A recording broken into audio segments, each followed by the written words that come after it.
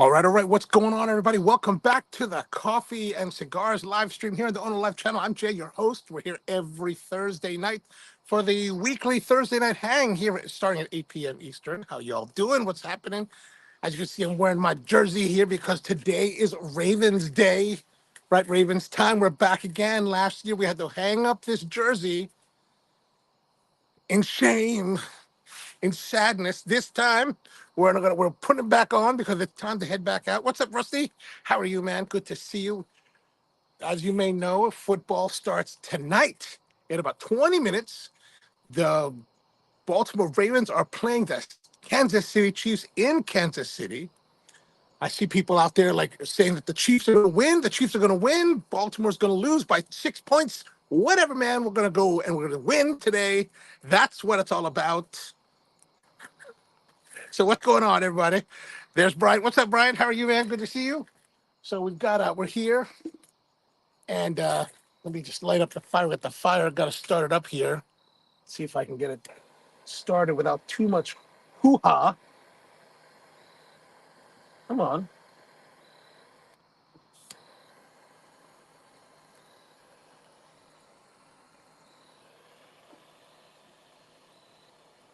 I've got a cardboard piece in there somewhere. Let me just yeah, my man. We got the Ed Reed colors going on here because we got the Ed Reed cigar tonight.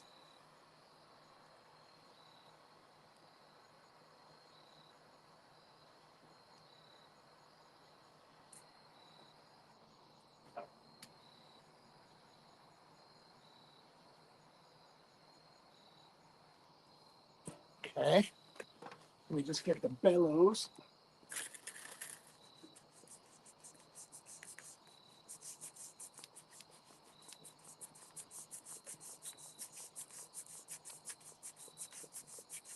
Hopefully this will give us what we want. What we want, baby. What we want.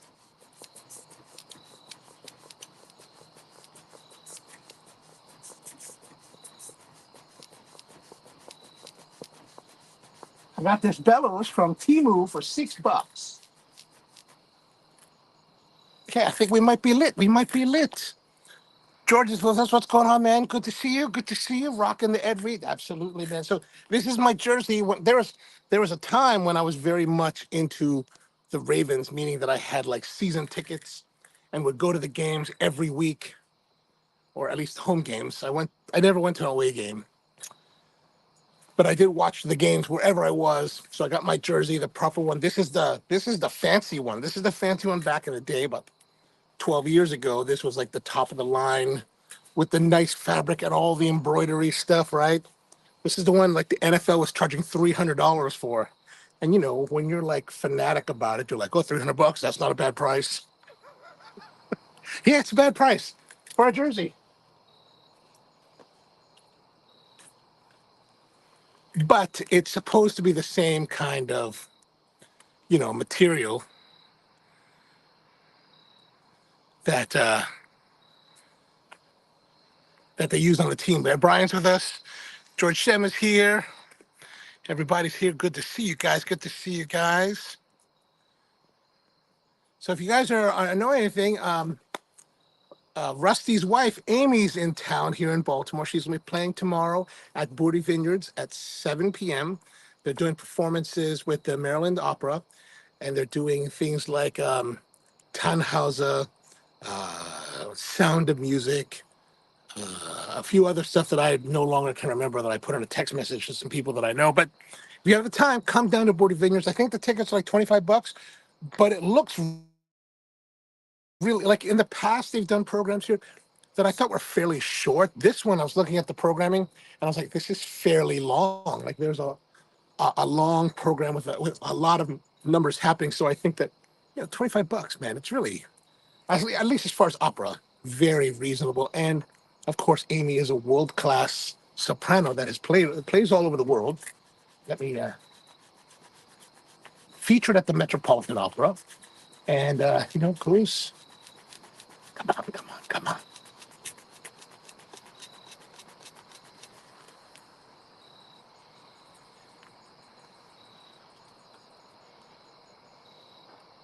I have to feed the chips in so that hopefully it will catch.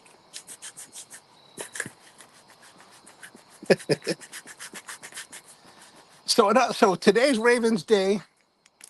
So we got the jersey because we've got the game going on, but we're also exploring Ravens stuff in general, right? Like we've got the Ed Reed cigar. So Ed Reed was the free safety for the Ravens for many years. He's now, Hall of Famer. I've seen him play in person, and really amazing talent. And evidently, he's a really big cigar person and has created his own line of cigars. So we'll get more into that as well.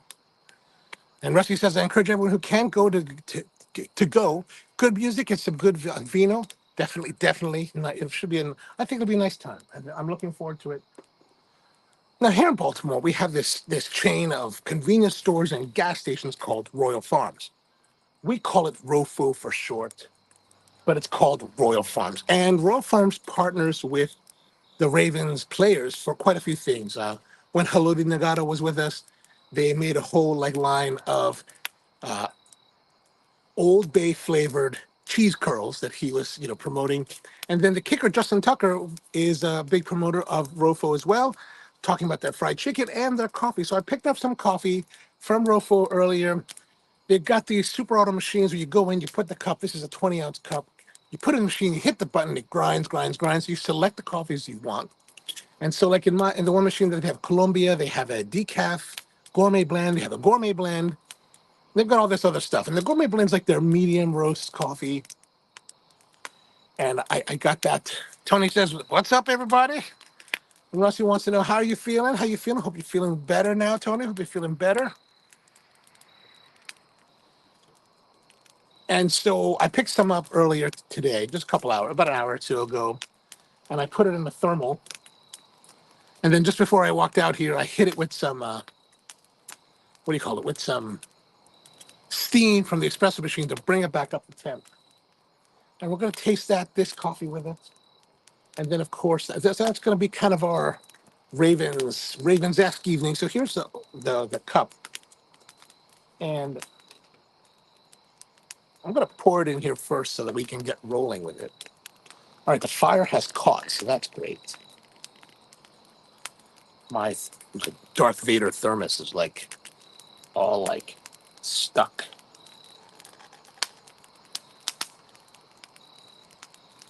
Kind of doesn't want to come off, and it's really being uncooperative today. Crap. Exactly what I'm trying to avoid, burning myself.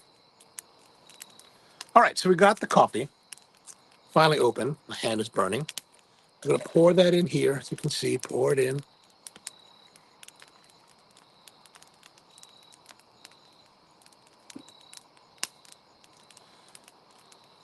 So you can see the coffee black.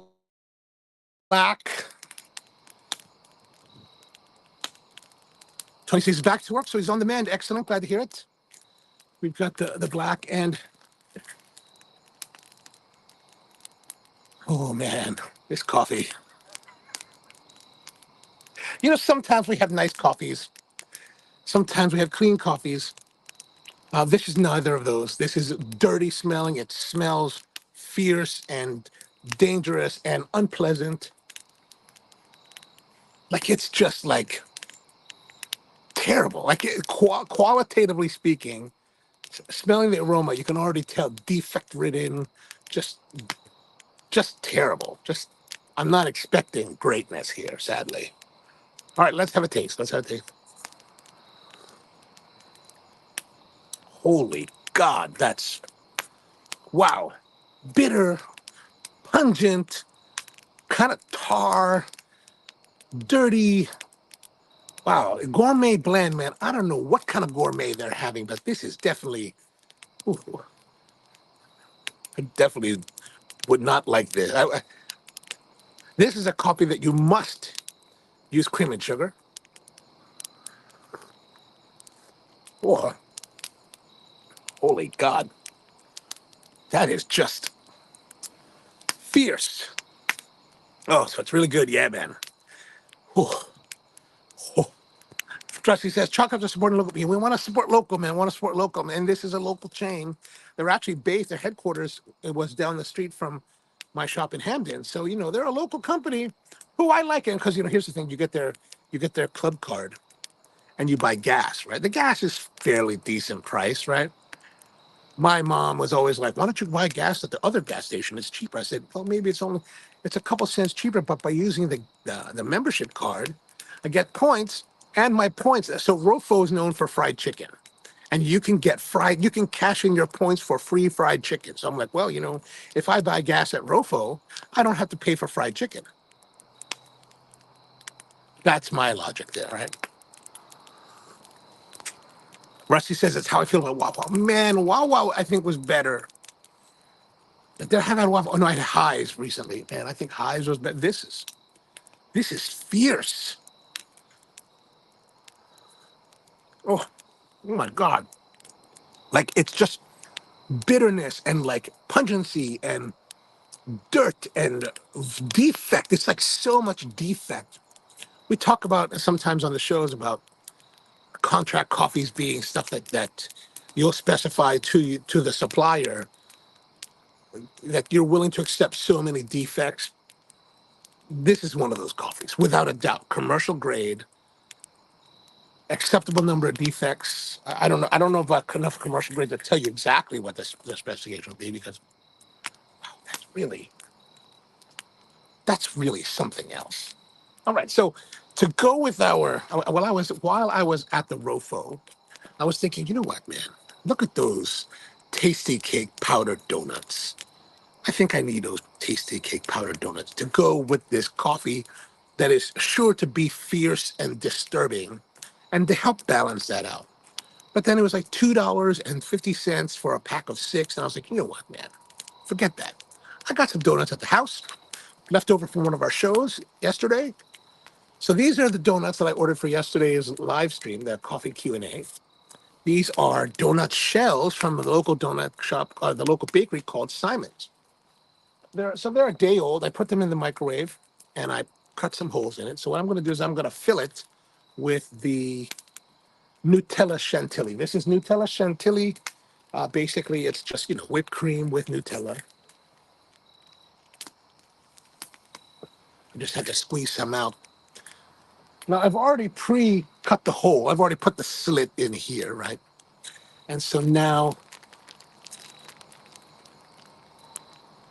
we're going to take the tip and put it into the slit here, right? Put it in, right? Insert it all the way, and then just kind of squeeze and put the cream in the cavity. Fill the cavity with the cream, right? With the good cream. Okay, good, good, good, good. And then it just comes out just a little bit, like you just had a little bit too much. Okay. Now on the show, we filled this. We actually topped it with a glaze, olive oil glaze, and some za'atar. We're not going to do that today because, like I said, there was the George says, "Good Lord, this got the." What are you talking about? I don't understand. I don't understand. All right, so we got our powdered sugar, right? I got my plate. I got my plate. So I'm gonna take the plate. I'm gonna take the powdered sugar.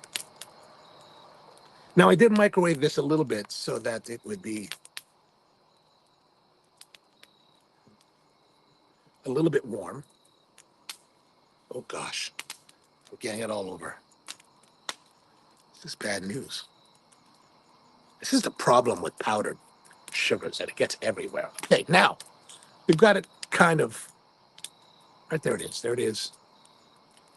Where's the hole? There's the hole with the cream. We want to make sure we have the hole with the cream. We want to bite the hole with the cream. Oh, powdered powdered donut. Nice. Okay, powdered donut with some cream.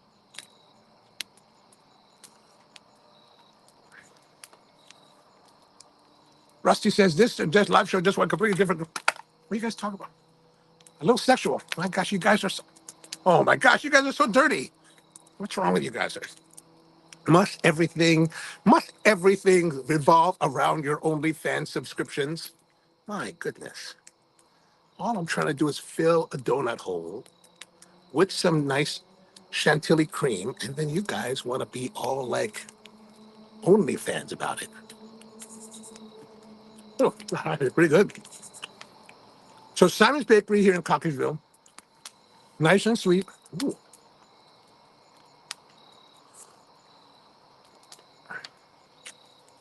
Actually, that makes the coffee very tolerable.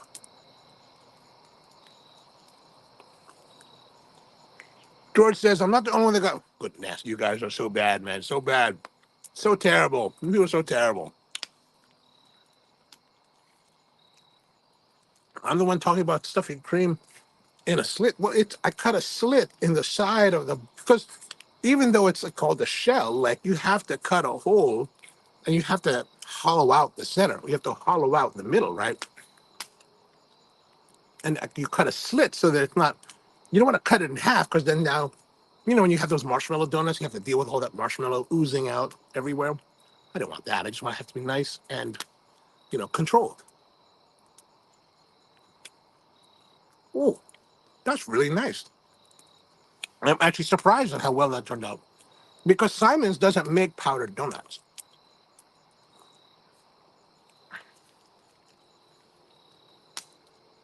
Okay, that's pretty good. By the way, what time is it? Has the game started? Oh, goodness. No, the game has not started. But I think the game is not on broadcast, right? The game is on Peacock. Is that correct?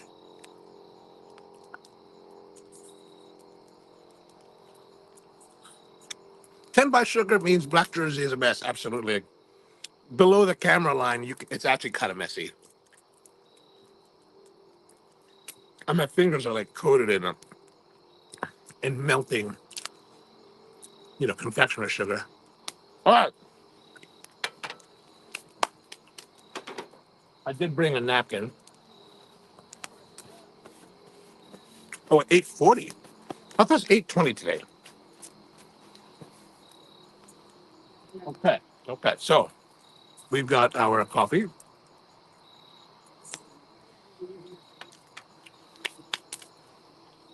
I need to wash my fingers up a little bit. It's on broadcast up there. Okay. Okay. I just thought I saw somewhere that said it was going to be on Peacock on a streaming service, but maybe it is on broadcast here. All right. Now,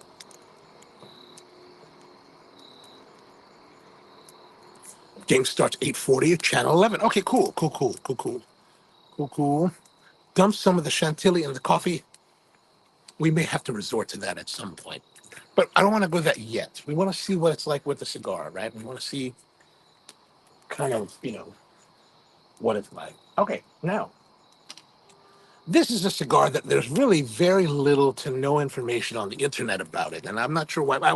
Well, I think there's if you look at the description down below, I did put some links to the Ed Reed Fine Cigars website, as well as their Instagram account. And if you go to the website, they actually have a link to retailers. And the number of retailers across the country is actually very small.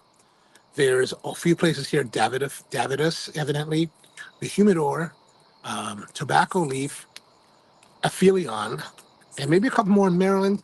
There's some in Atlanta. There's some, I think, in Texas, and some down in Florida. And that's about it. There's a very limited amount of retailers selling this cigar. Now, I got this cigar because yesterday I went to the local shop near me because I was thinking, okay, what cigar are we going to use for today's show? And I was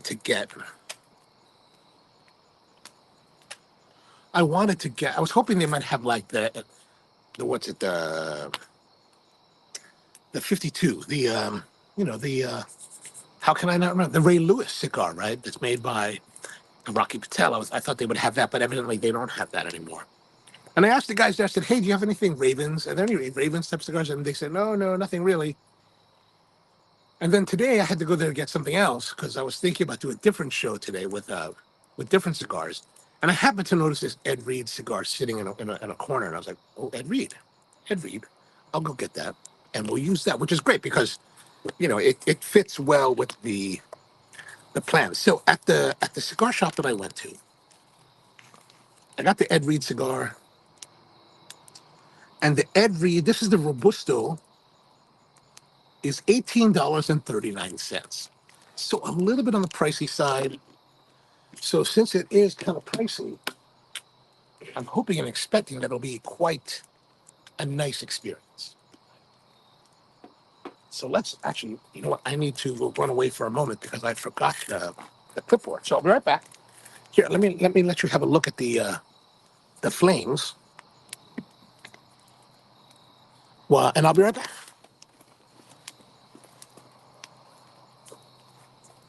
Ouch.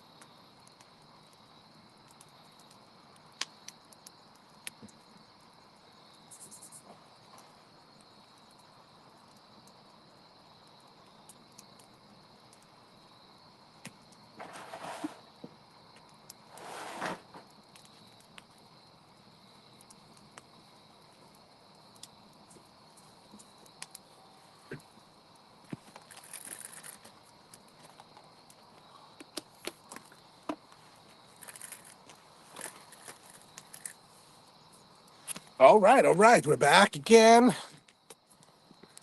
How was the flames? Didn't go out. That's good.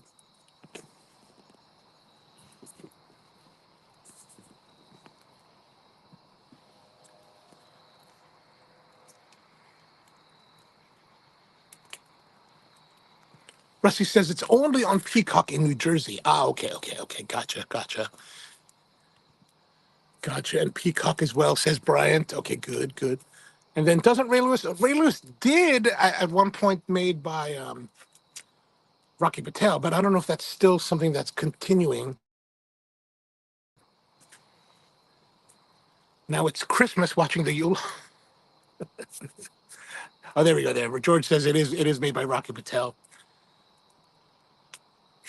Yeah, I don't know if it was discontinued or not. Good question. I mean, just because the retailers here don't have it doesn't necessarily mean that it's been discontinued. All right, so like I said, this is the Ed Reed Robusto. It's kind of small. I think it's 54 by 5. Right, it's got this kind of goldish band here. You can kind of see the Ed Reed ER logo.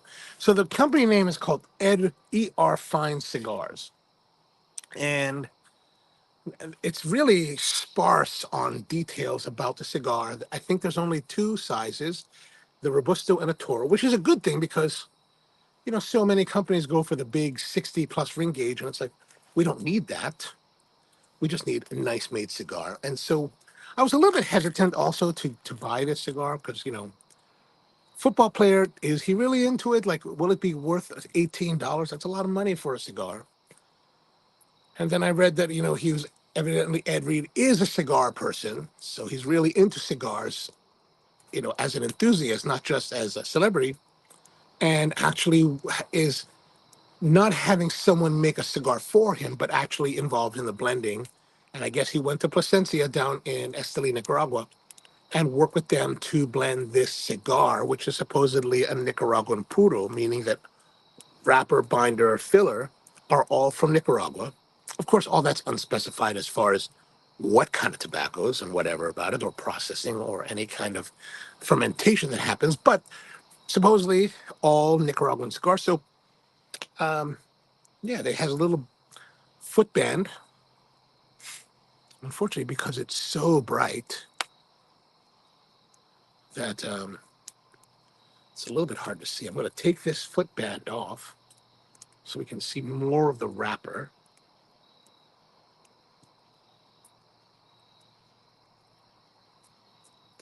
It's a little bit sticky. Come on now.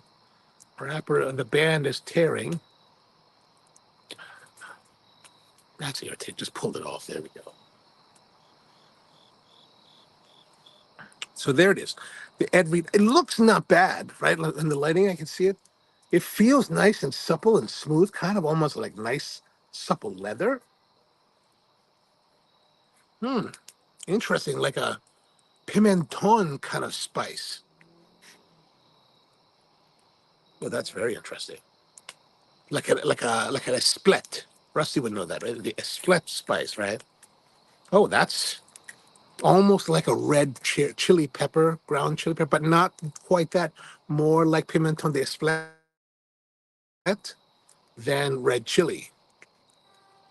Oh, and those of you who are into from Maryland, there's even if you can imagine Old Bay without the sharpness, there's a savory element here that is very much similar to what I would imagine Old Bay savory without the paprika would be like.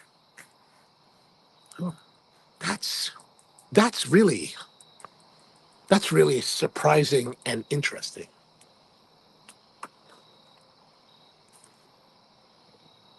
Okay, let's get into it.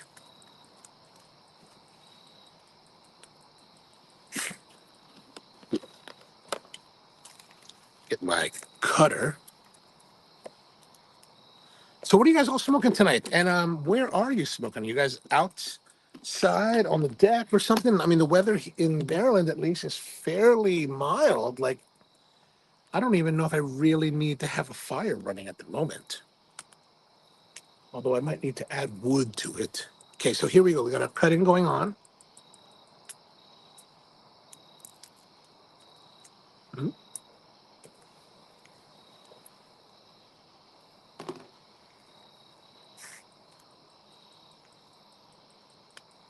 Very easy draw, very fast drawing with a very unique flavor. Wow. Just the flavor of the tobacco on the tongue is something very unusual.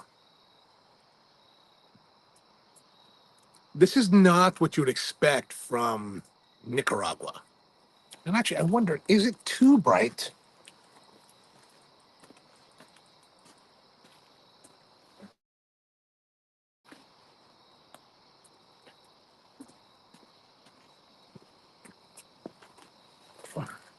Oh, that's a little more pleasant.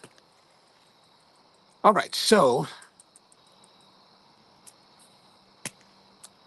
and there's savoriness, there is light spice. Like we're expecting, with Nicaraguans, that you're going to have more black pepper. Really not like that. Rusty says, finishing the last third of an Aganorsa leaf toro. Excellent, excellent. How has that been?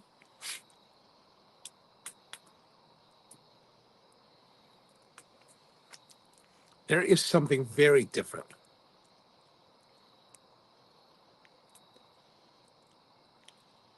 I almost want to say there's like a sage character to the flavor as well as the cold draw. Tony's having a Saint Sinners #1 Toro, possibly 2021, and a Diet Tray Pepsi. Nice. Nice. Those Saint and Sinner cigars are always fun.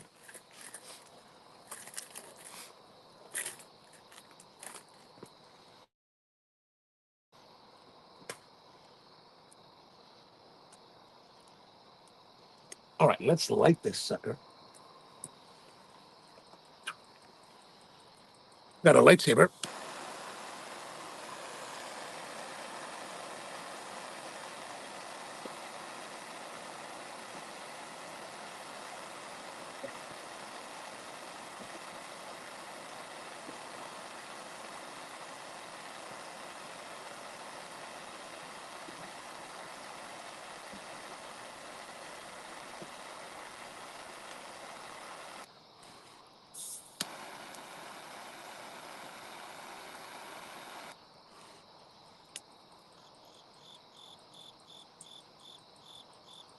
Mm. George is having a Fonseca Mexico on the balcony. Excellent, excellent.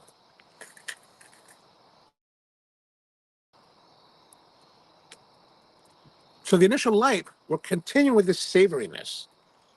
It's a little bit, well, I want to say it's a little bit mild, but I'm only saying it's mild based on like if I was expecting to have pepper, it's mild then, but it's not peppery.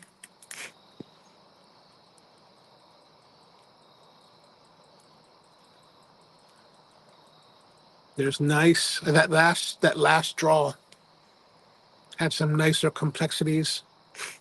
Maybe like a cinnamon, bread, sage again, maybe nutmeg.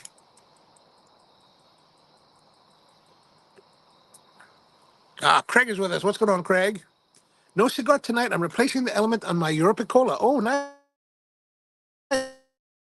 Did it go out or just doing preventive maintenance?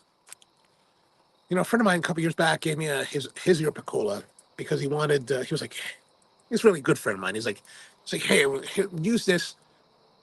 Can you rebuild it and make a video? You can use it to make a video. And he was like, wanted to help me with content, which was really great of him. But I was like, okay, let me just work with it and see. So I got all the parts. But I put it on the bar at the shop and I used it for like 3 weeks. And I was like, there's nothing wrong with the machine. Like the machine is in perfectly great condition. All the seals are solid. Everything runs perfect. And I was like, I can't take the machine apart. Like I feel that that'd be wrong for me to take it apart. It's actually still sitting on the bench over here.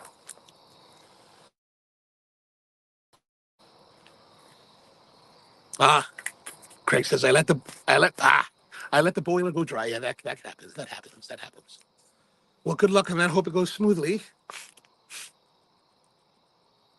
So I'm presuming that your element deformed as well. I've done that. I've done that. I've done that in a Lumberzoko. On one of them, it bent so much that the whole element broke in half. You're like, oh. Then you had to like wrench it out.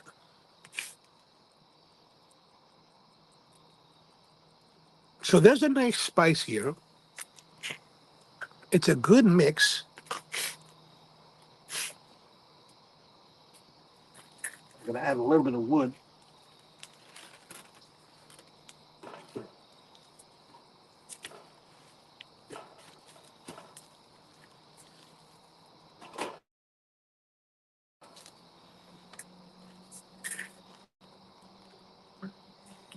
Of course, I added this big log that I didn't cut down. I don't know if you can see that. Half of it is sticking out of the fire. Probably will fall on my leg at some point.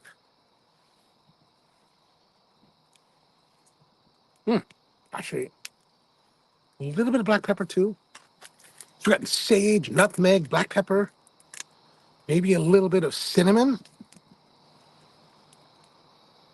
Interesting. Interesting.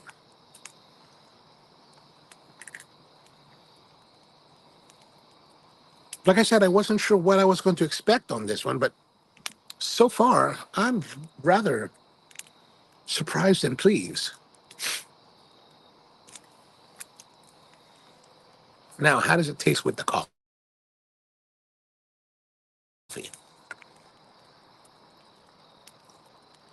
Oh, God, that coffee's so terrible. Good Lord. I mean, definitely one of the most noteworthily bad coffees I've had in a very long time. Like, this is god awful. God awful. I think this is definitely worse than Highs. I believe it's worse than Wawa. Like, wow, that is significantly bad.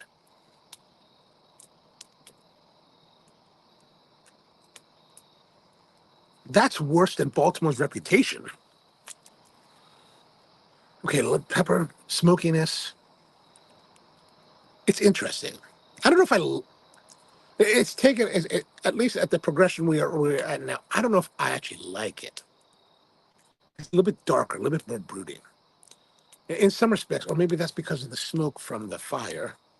Wait, so let me back up a little bit. Like over the weekend, we went to Capitol and had an event there where we had three Ernesto Perez Carrillo cigars. I forgot the first one. The second one was the Pledge. and then the third one was the Encore. I only smoked the Encore, and actually, nice cigar, like nicely constructed and all that. Wrapper looked really beautiful and all this, but I just didn't like it. Like I just didn't groove with the flavors. I mean, there was a moment where the flavor a couple puffs ago reminded me of that. Lots of baking spices. Yeah, definitely lots of baking spices.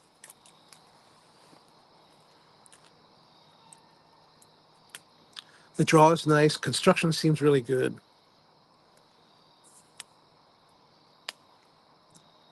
Oh yeah, we should do some rating because we've already started.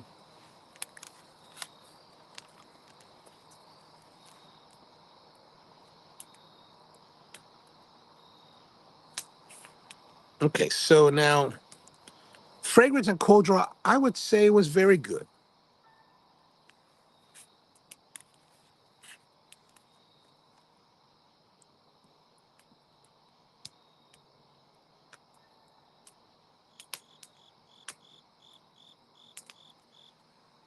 So what do you guys think? Especially those of you who are not from Baltimore, what are your thoughts? Ravens or Chiefs? I know the Chiefs are the Super Bowl champions and they have Taylor Swift on their side. Is Taylor there? Does anyone know? I'm sure they must have said this on the broadcast. If any of you are watching the broadcast, is Taylor at the game?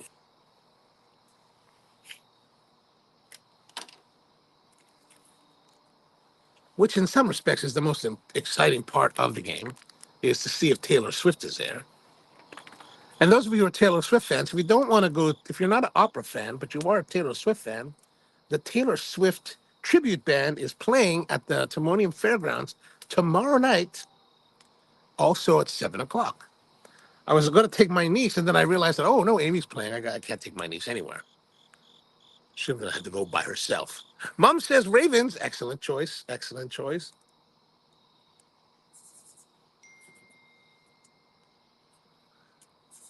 George says at 19 bucks for a Robusto, this thing should affect how. No doubt, man. No doubt. No doubt. I presume you're talking about this rather than the Fonseca Mexico, unless the Fonseca Mexico is also $19.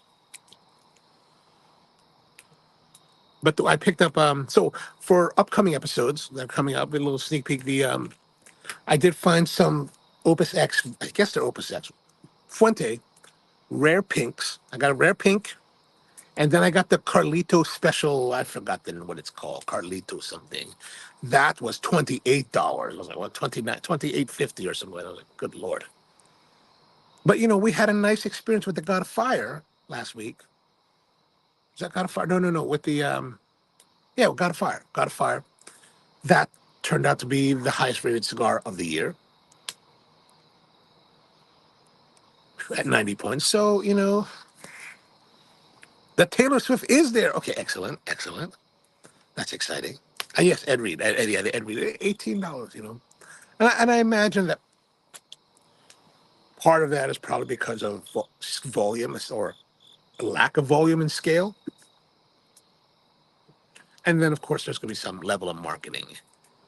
And if you look at the website, they've got a bunch of merchandise, some shirts, hats. He's even got like a Ecuadorian fedora. The ones that are the Panama style, like the woven Ecuadorian woven hat, straw, but shaped like a fedora rather than a plantation hat.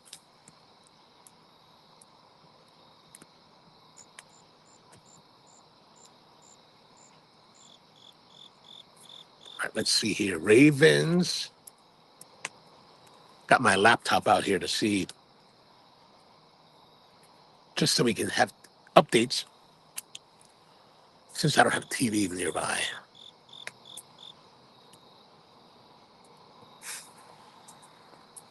Over under how many times Tay Tay will be shown? I guess it depends on how much the ratings dip during the broadcast. If they're watching real time ratings and they're like, oh, ratings going down, let's show Taylor.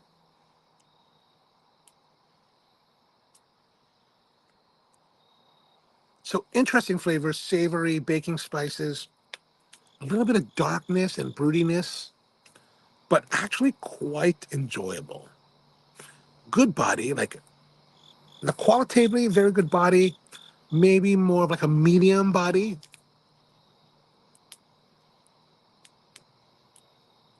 But with the baking spices, there's definitely this darker element, like a lurking evil element.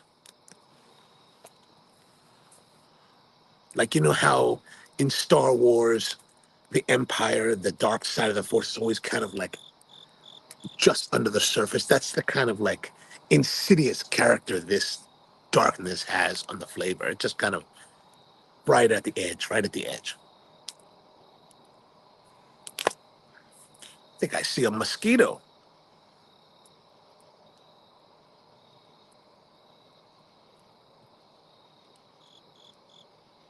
I think I have less susceptibility to mosquitoes than a lot of people because I took my nephew to the workshop the other week during the summer, working outside, and I'm working on the countertop, and I got no bites. My nephew, lots of bites. Like he got a lot. I was like, "What happened to you?" He's like, "I got bit." I was like, "What?" It's like, "That's not. That's no." He was like, "I did." I was like, "Okay." I think I need to stoke the fire here.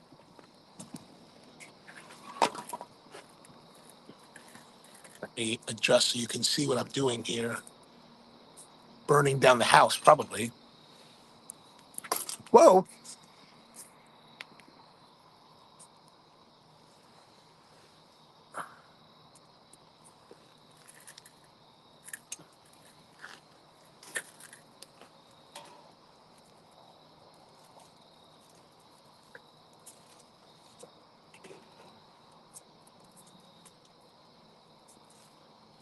See, this is the log I was telling you I put in here. That's not.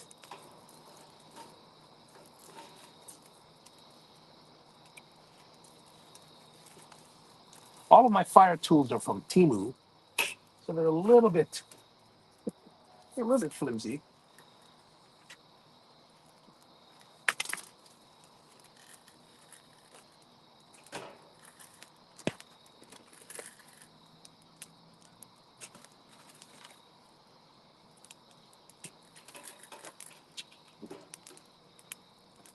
Shoot.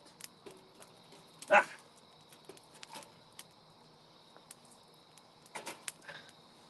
okay. That should give us some height, some airflow.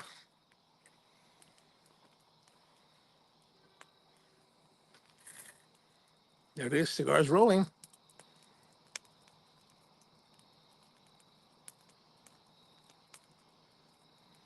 Good smoking. Like it's smooth, easy to draw. Everything is very nice about the way that it's smoking. Flavor, punchy, spicy.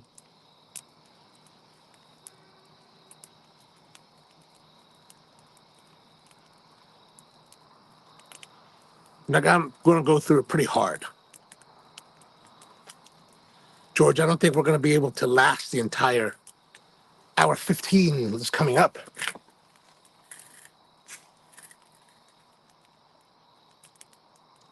Have we had kickoff yet?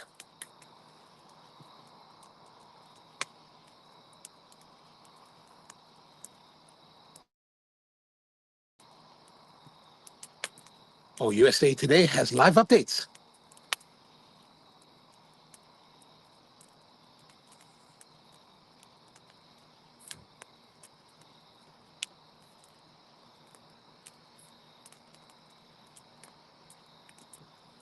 Oh, it's delayed.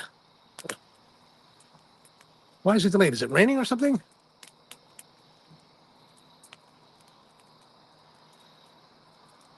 I still have soreness over the 2013 start of the year. So the reason that we're in Kansas City, as all of you probably already know, is because the Chiefs won the Super Bowl. And when you win the Super Bowl, you have the home game of the first game of the year. Well, when the Ravens won the 2013 Super Bowl back in 2013, the Orioles We're like, we can't give up a day that you're going to be playing so you can have a home game because we might be contenders. What kind of fantasy land were those people living in? Like, those guys never were contenders back then. They always dreamed of being contenders. My cousin was always like that. Every year that we start off the season, there's my cousin. He's like, "This is our year, man. We're going to make it." I was like, "No way, dude. Collapse. It's going to be collapse." And as always, collapse. Now, modern times, it's a little bit different. But I'm still a bit sore because remember that whole season, 2012, 2013, I had season tickets. I had seats there, section 136, in the corner end zone. Awesome place to sit. Great group of people, rowdy, kind of fun.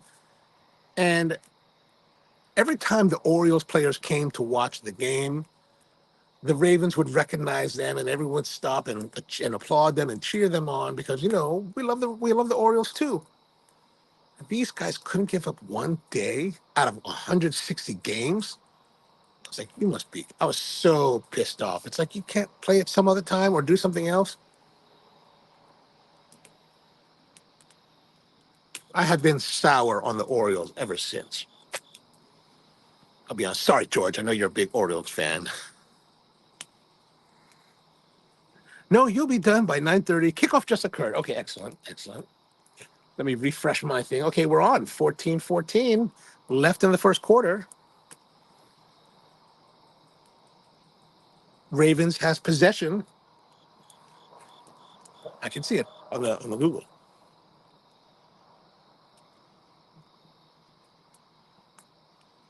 We used to really enjoy it. Like I used to go to all the games. Then when we were away, we'd go to cigar shop. We'd have like a big like tailgating party at the cigar shop. We'd bring food and grills and like all this craziness. And it had a good time. It was a really great time back then.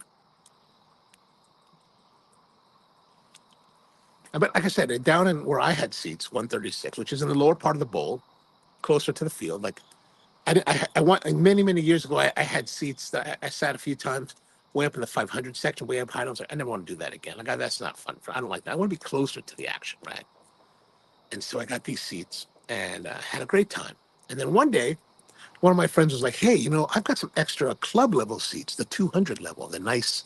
And the club level is nice because it's got like an indoor section, like you can be indoors and at the bar, get a drink, watch it on TV if you want, and then you go outside and you got this like this this level that's maybe like 4 rows deep. That's just for club level members, and it's really nice. And then I went, sat out there, nice enough people, right? But when you're down in the bowl and the Ravens score, everybody's going crazy. Everyone's just jumping up and down and like high fiving each other. And it's all like madness. Club level,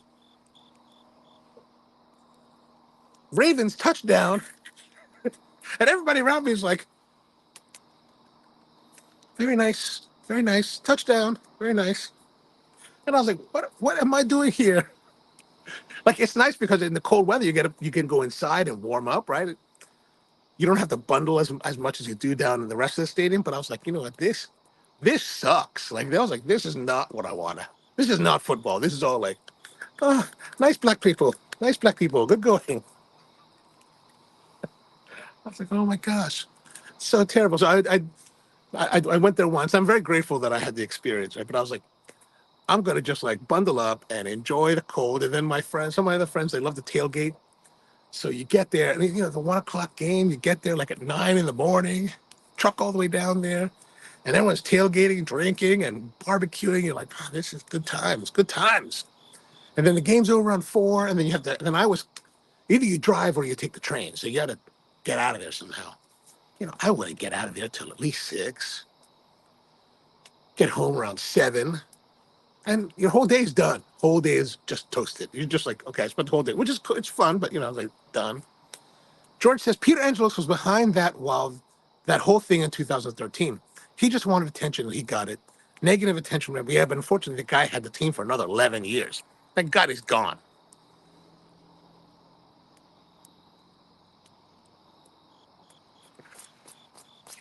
And hopefully, this new era will be better. for both, the scores of the team, the record of the team, but also for the city and the enjoyment of everybody, because that guy was, anyway, how are we doing? 11 minutes, 55 seconds on the clock. Still possession with the Ravens. Wow. Really? Is that right? Yeah. Oh, all right. All right. But no scoring. Come on, guys. Lamar Jackson is the quarterback.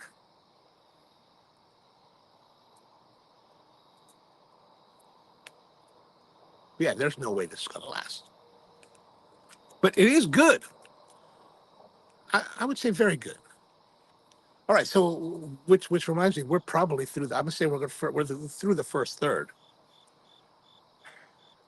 I'm gonna say good. I'm gonna say good, good. So eights.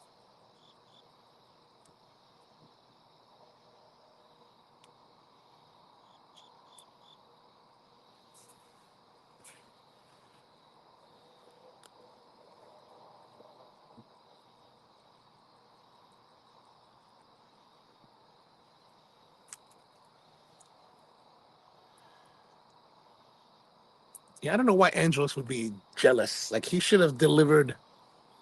Here's my thing. Okay, so like 1990, Peter Angelos gets the city of Baltimore or the state of Maryland to cough up a stadium, Camden Yards. They built Camden Yards, beautiful stadium, amazing stadium. I was able to work that first year, 1993. I was able to work the stadium or at the stadium because that was my very first movie. We were shooting a movie called Major League Two, and I got to go and hang out there. I had like on-field passes, so I could go to the stadium anytime that I wanted to. Even during games, it was kind of crazy. I was like, they were really welcoming to us. Beautiful stadium, amazing, $250 million, something like that. And you know, I'm not really a big fan of like the government spending money like that on a team. I get why, but I think that if you're going to spend, if the city and state are going to spend 250 million on your team, then you owe it to the people of Baltimore to deliver us to the championship. You don't have to win. You just have to deliver us to the championship within 5 years. I think that is a fair, very reasonable expectation, right? Deliver to us, right? Here's your beautiful stadium. Deliver us to the championship. Did we make it to the championship last year? I don't recall. No, we didn't even make it to the World. We have not been to the World Series since, George will correct me if I'm wrong. We've not been to the World Series since 1983, since I was in eighth grade. Way too long. You should have delivered to us to the World Series by 1998. We should have been there. We could have lost. That would have been okay. Ravens, 1996. We won the Super Bowl in what, 2001? 5 years later, Super Bowl. And not just to the Super Bowl, we win the Super Bowl. That's what I'm talking about. I'm okay with the 250 million for them. In fact, we've been to the Super Bowl twice and won twice. My stats with the Super Bowl, though, are getting kind of eroded, right? Because back in the day, well, still today, we still have this rivalry with Steelers, right? Steelers, those people out there in Pennsylvania. We play them twice a year because they're in the same conference, the AFC North, right? The only thing that matters to Ravens fans is to crush the Steelers at all costs, at all times. If we must play dirty, that's okay because they're a dirty team. They deserve it, right? So when we lose, terrible. Like we could lose the Super Bowl, we could lose in the playoffs, but if we beat the Steelers twice in a year, okay, that's all right. That's all right. All is forgiven. The crushing one was in 2011 when they beat us in the playoffs with the last minute field goal, last second field goal. What? So evidently, the record is that the Ravens have lost more to the Steelers than the Steelers have lost to the Ravens. But the statistics, right? So when we won the Super Bowl in 2013, I calculated out, it took us an average of 8 years to get to the Super Bowl. That's fairly respectable.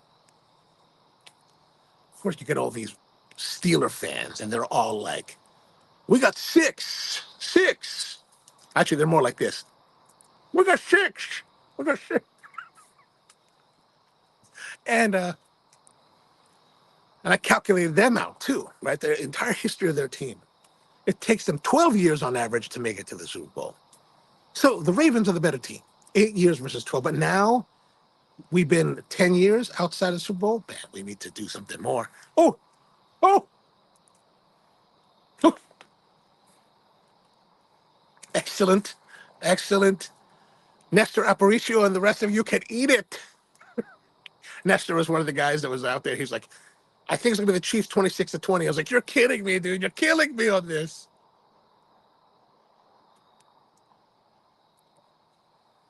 But the one thing I don't like about broadcast, right, about broadcast football, it's not truly accurate to the experience in the stadium, right?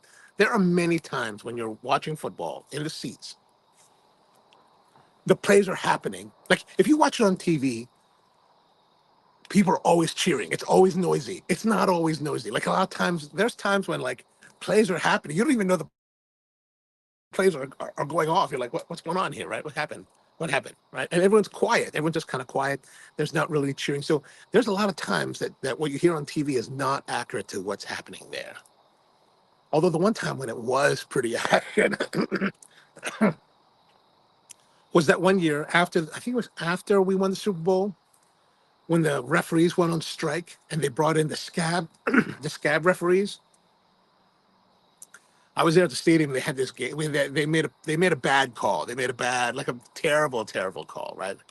And all the fans were like, bullshit, bullshit. They're all chanting, and it's getting loud and loud, and like it was loud as hell in that stadium. Everyone's like chanting the BS, right?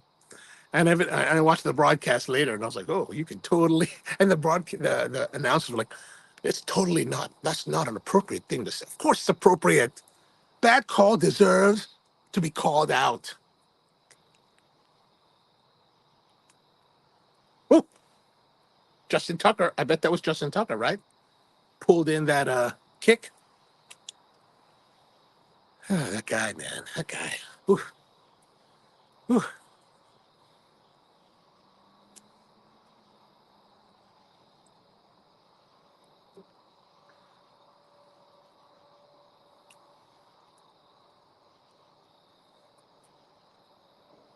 Anyway, so Steelers.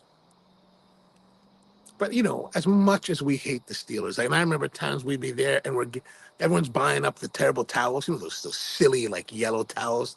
Those people are always waving around like a bunch of weirdos, right? I mean, we bought a whole bunch of them one time, group of us, built a bonfire with it in the parking lot, burning all these terrible towels. And I remember watching all these people buying these towels from this vendor, right? And she's a Baltimore girl, right? But she sells to everybody. She's equal opportunity. I totally understand. And she's like, yeah, take these, buy these towels, get these out of here, burn them. And I'm like, of course she's encouraging them because she's selling all the towels. I was like, that's smart. I was like, I like her.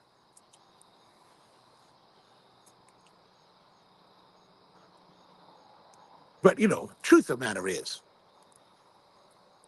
as much as we may hate the Steelers, and it's a blinding passion, like a blind hate, right? Like it's a burning hate. It's backed, but it's actually backed by respect, right? Because those guys are hardcore, man. They're hard to beat. When you win, you just savor that moment because you have victory, right? Like yeah, Roethlisberger and what's that guy with the name with the hair, that Samoan dude? You just want to crush them. So when they lose, it's so tasty because the problem is, like I remember games where we're within the last 2 minutes, and we could be in the last 2 minutes of the game, and it could be 56-7, Ravens. You will never hear me say we're going to win. against the Steelers? You never know, because those cats are the ones that could pull it out, and 50-67, they could come back and win. So respect to those guys. There's hate for them, but it's grounded in respect, because they're the ones that are gonna, like, knock your lights out.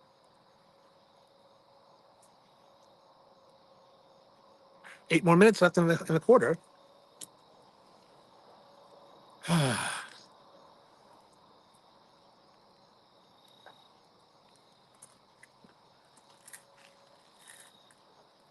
Like, they're tough. They're tough. Like, I remember I used to joke with a friend of mine who's a Buffalo Bills fan. I said, nobody gets upset with the Buffalo Bills, because for the longest time they did terribly. So nobody, eh, nobody cared about the Bills. Of course, now that's different. But back in the day, nobody gets upset about the Bills.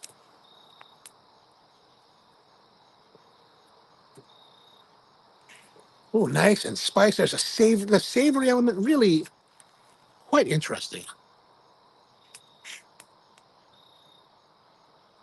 It's a very interesting flavor, but I still describe it as very good.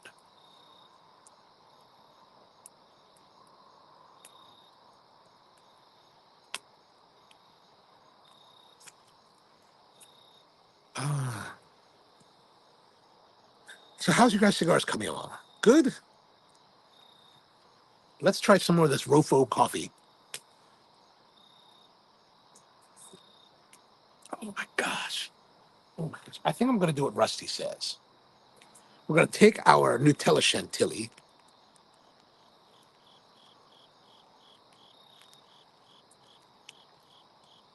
Because I'll probably have to toss it after this. It's only yesterday, but I should not have this lying around the house. Okay.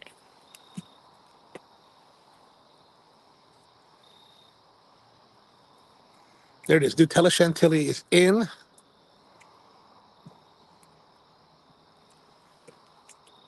So this is actually made, the Chantilly is actually made with just heavy whipping cream and a little bit of Nutella. For the donut that we're trying on the morning show, I think I should have put more Nutella. So the Chantilly is only sweetened by the Nutella, which isn't highly sweet. So we're not getting a lot of sweetness, but it is smoothing it out, making it a little bit more palatable. Wait, are you saying there's another touchdown? Oh, KC, good God. What? You can suck it, Travis Kelce.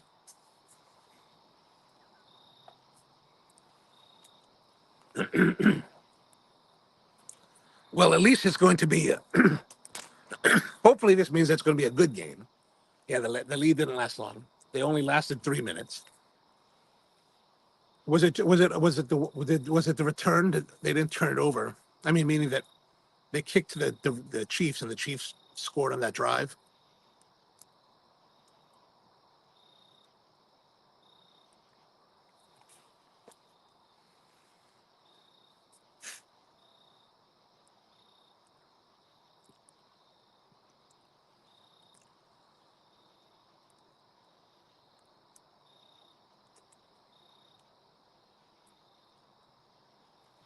So we're definitely into the second third.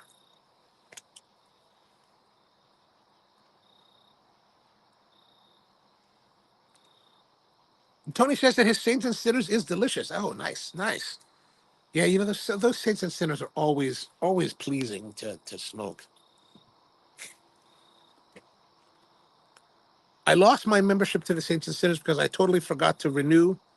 And by the time I was able to call Casper, he's like, dude, I'm sorry, it's too late. I was like, you have to do it next year. I was like, all right, just save me space for next year. I will return. Renewals happen in June, which is always the worst time of year for me. Because there's always something going on, but I get distracted with everything else. So I was like, man, what a little bit of disappointment. That would have mean I would have, of all the years of Saints and Sinners, I would have missed 2 years. Oh, they made the kick. 7-7.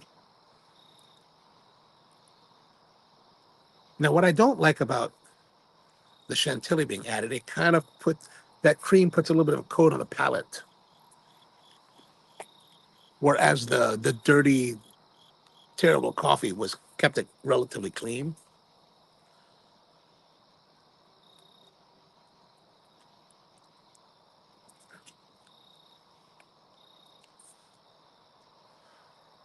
Oh, you're out of two? Ah, I'm sorry to hear that.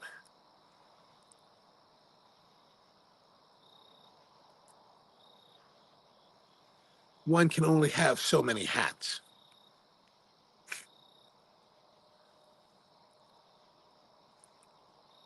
I'm seeing some condensation on my breath, so it's not terribly chilly, but probably a lot of humidity.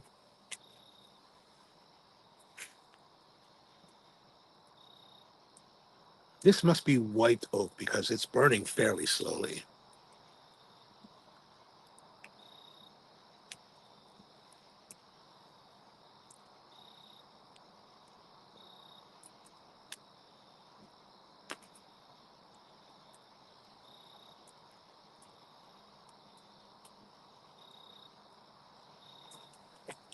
One thing about the studio light that I have here, it does illuminate the smoke. There's a lot of smoke. As you can see, it's a chimenea, and the chimenea doesn't really contain the smoke very well. But I'm glad to have it. I'm glad to have it. Thank you, Matt, for giving me your chimenea. Matt had an extra chimenea, and he's like, "Do you want the chimenea?" And I was like, "Yeah," because I was telling him I was thinking about buying the solo stove, and he's like, "I got a chimenea if you want one." I was like, "All right, I'll have to deal with smoke, but free chimenea is always a very welcome thing."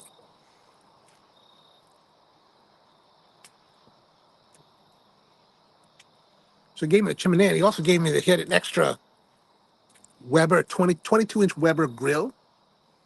He's like, "You want the grill too?" And I was like, "Sure." And I don't know if you know about the big Weber, like the massive Weber, right? You always see them, you're like, "Oh, that's kind of awesome. You like to have one of those." And this one has a gas assist. So put those 1 pound screw-on propane tanks. You screw it into the unit, and there's actually a tube that runs under where the charcoal goes, like under the grate, and you ignite it, and it actually has a flame. So you pile your charcoal, turn on the gas, ignite it, and it's your charcoal starter. It's like, oh, it's brilliant. I was like, this is brilliant.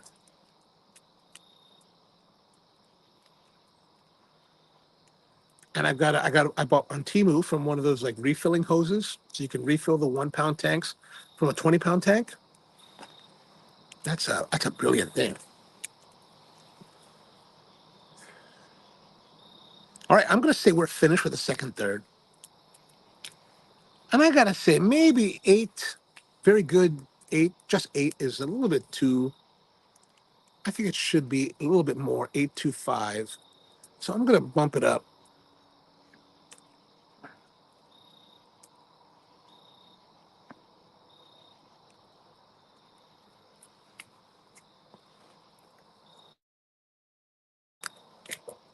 It's been very consistent, so it's very interesting, pleasurable. I mean, it's an enjoyable cigar.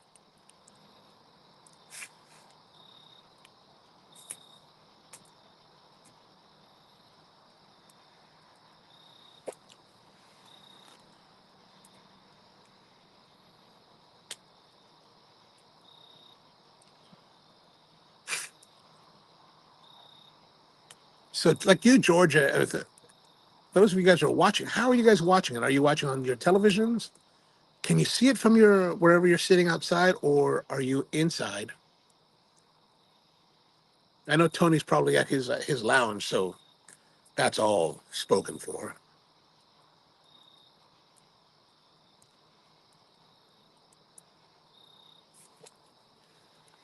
Yeah, Tony. A lot of people seem to be getting COVID again. Like I know quite a few people that have gotten COVID this past week.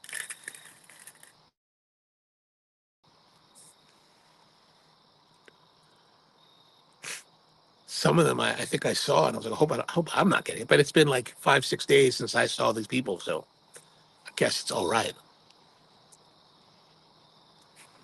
Mom's inside. Okay, so I guess you're not smoking then, Mom. Watching through from the balcony through the door. Ah, nice, nice. How's school been for you guys? You and Rusty. How's school been treating you this week? I know you guys are in the second week. My niece and nephew only started school this week. They start on Wednesday. I think they were pretty excited to get back to school. And then what's going on with that place? Was it in Georgia they had a shooting yesterday? I gotta say, I've always been a very big Second Amendment person. Like I think guns are a necessary tool. We do skeet shooting or sporting clays, but it makes me wonder. Maybe we do need to do something about guns in some way to something. Maybe something we do need to start thinking about. How do we curb this? Because there are other nations that have the permeation of guns in their culture is as strong or even maybe stronger than the United States per populace, per capita, right? But we don't see the kind of like violence that we see. That we don't see the kind of violence there that we see here. And I wonder, like, is there something about our society that is conducive to this?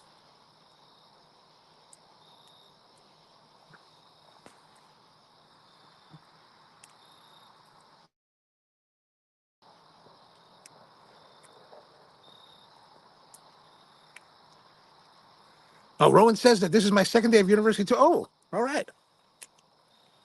What university are you going to, Rowan? Describe my. Coming from Canada, the school shootings do still happen. So, do they happen in Canada too? And I know that, and I realize that a ban of guns is not the way to go because we just had that thing in the United Kingdom where the guy was like running around stabbing people. It's like people that have this proclivity to violence will use whatever's at their disposal. So, but I wonder, like, what is it with our society that, like, I heard the kid that shot up all these people was 14 years old, and then I saw a blurb where the father said that all the guns are all supervised at their house, and I'm like, well, how supervised are they if your 14-year-old son can get a? And I don't know what kind of gun. I presume it was a rifle that he took. I don't know what it was. Maybe you guys would know. I don't know. Rusty says we had an emergency meeting this morning going over school security and how we need to be more aware. Yeah, I saw something where the kid was in the classroom or something. He went out to get the gun and then came back, and one of his friends or schoolmates, I guess the doors were locked at their school, and he was trying to get in, and the kid walked to the door, saw him with the gun, was like, "Oh, I'm not going to unlock that door." Smart kid, thank goodness. But it's like, man,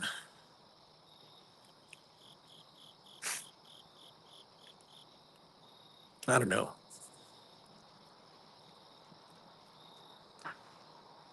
I mean, there's always that theory that we like to tout here in America where we talk about the good guy with the gun. And certainly we've seen situations where that has been the case. I think there was a woman in Texas at, was it at the Hobby Lobby or something, where she was able to take out someone that was threatening or something. In those cases, it works well, but I don't know. I don't know.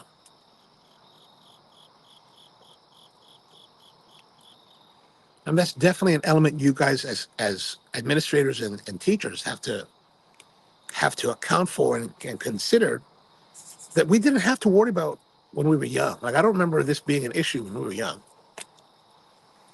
Like we never had lockdown drills. I mean, we did have like we in our era we talked about things like nuclear holocaust, right? Like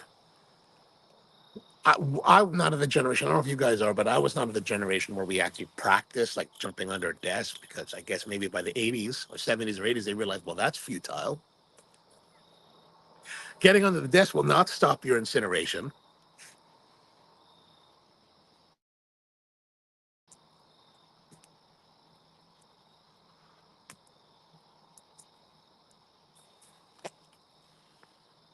But with the good guy with the gun thing, reminded me of the time that Trump got shot down in, where was he? So I don't remember. Wherever he was, but got shot in the ear.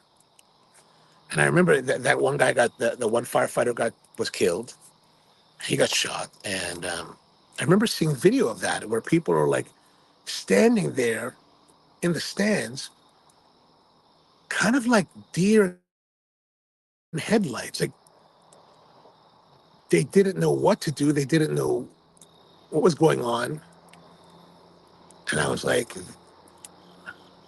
while we talk a lot about being the good guy with the gun, I mean, I imagine in that crowd there would be people with guns, and I was really surprised at how feckless everybody seemed at the moment. And it's like,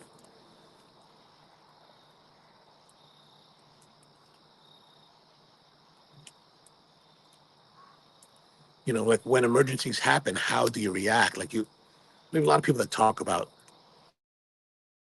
oh, I'm going to do this, I would do that. But when it happens, like, will you? Are you able to? Are you able to keep your sensibilities about yourself where you can react in a way that can help? Because I remember those guys in the stands, they were all kind of pointing at the guy, and it was like, hey. I was like, you guys need to move. Like, if that guy got shot from a distance, the potential for you to get shot is also very high. I would like want to seek cover. Hopefully, I would think enough to seek cover and maybe run and run.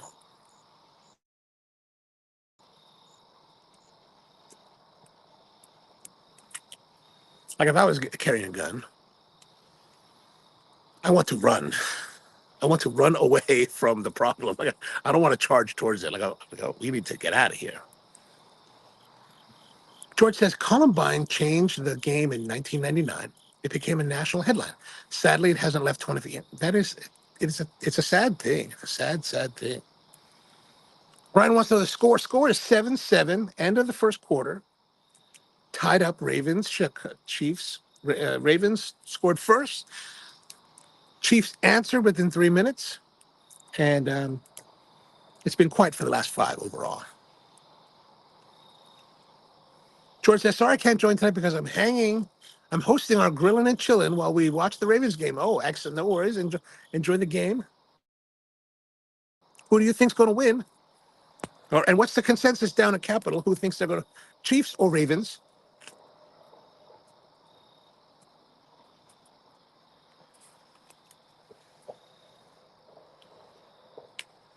We're coming down to the end here. There's no way I can make this last 40 minutes. We may have to shift into another cigar.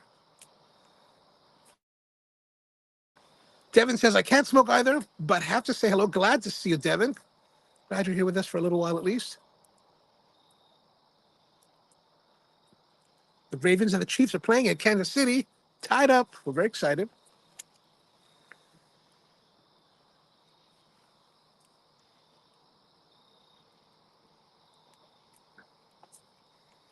But yeah, I've always been a pro-gun person, but I think maybe we need to start considering some things we can do to somehow control or mitigate these issues.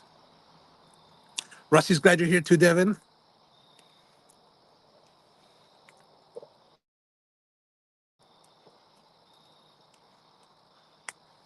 Next week, I'm not sure what we're going to do for the show next week because I've been asked to come and speak at the Colorado Coffee Show on Saturday, and I'm still not sure if I can go, but I'm leaning towards being able to go.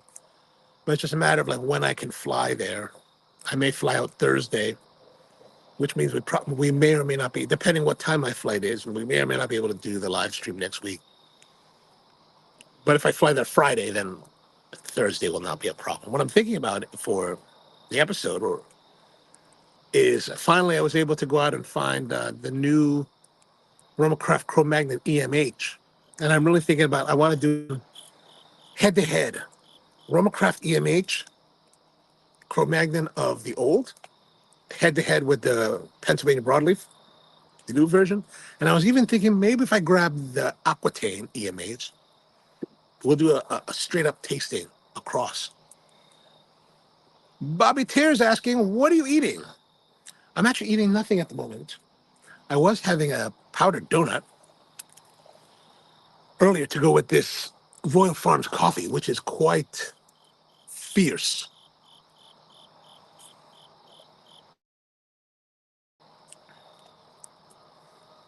And Ron West, have you ever smoked blunts? You know, I've never smoked blunts. I'm, and I imagine you're talking about like the Phillies blunts that you slice in half and take out some of it, fill it with marijuana, and then smoke that. I've never smoked that. I don't know how people do that. That seems like the idea, like being a cigar smoker for many, many years now, the idea of inhaling cigars is a very harsh prospect. I imagine the Phillies are probably milder, but the idea of inhaling cigar smoke is just unappealing.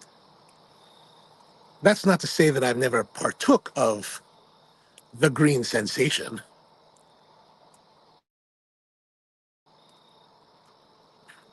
This is America.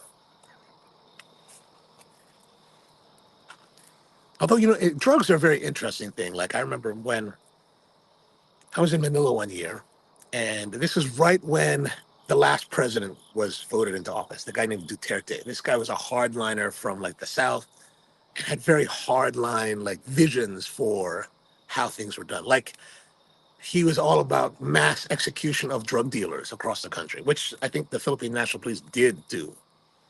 I think they killed like 10,000 people or something like that, some crazy amount. And I remember I was there one year, and some of my friends are like, "Hey, you want to smoke?" And I was like, "What are you doing, man? What are you smoking? What are you doing? Drugs? They're gonna kill us." They're like, "No, no, no. That's only." This is so true. Like, I think around the world, they're like, "Oh, that's only for the poor people." I was like, well, "I guess so." I was like, "I want no part of that." I was like, "Oh, no part of that." Any place where there could be heavy penalties, I don't want to partake of any of that. Thailand is a terrible place to do drugs to. Terrible, terrible place. There, they want to kill you as well or jail you for like a long time. And I remember one year I was in Manila. This is back in the '90s, and I was in Manila for like a month. It's 1996, and I went to. I was still. Like, I was. One of my friends called me. My best friend from college. He lives in Thailand. He's like, "Come visit." I was like, "All right." So I flew out to Thailand. But it was the end of my stay in Asia, right? So I flew out there for like 4 or 5 days. And my plan was to fly back to Manila, spend the night, and then fly home to the United States. And when I was going back to Hawaii. So I flew back to Manila, spent the night in Manila, grabbed all my stuff, packed it up, flew to Honolulu immediately after that. I get to Honolulu Airport. Immigration's looking at my passport. They're looking at all my stamps, and they're like, "Okay, you just left." They're like, "You go to that line." I was like, "Oh, no." Because what they saw was me in Manila for a period of time. I fly to Bangkok for a few days. I fly back to Manila and then fly immediately to the United States. They were like, "This guy is muling shit," right? And I was like, and they were like, they tore my bags apart. They're looking for like Thai stick or whatever. Even the customs guy was like, "Do you have any drugs?" I was like, "No, I got I got contraband, but I don't have drugs." I had like a whole bunch of cigars, like packed up, like Cuban cigars packed in like perfume boxes and stuff, all hidden. I think I had like $300 worth of like Cubans. I had all hidden, and they were just like, the guy was like, "What are these?" I was like, "Oh, those were gifts given to me by friends." And they're like, "Oh man."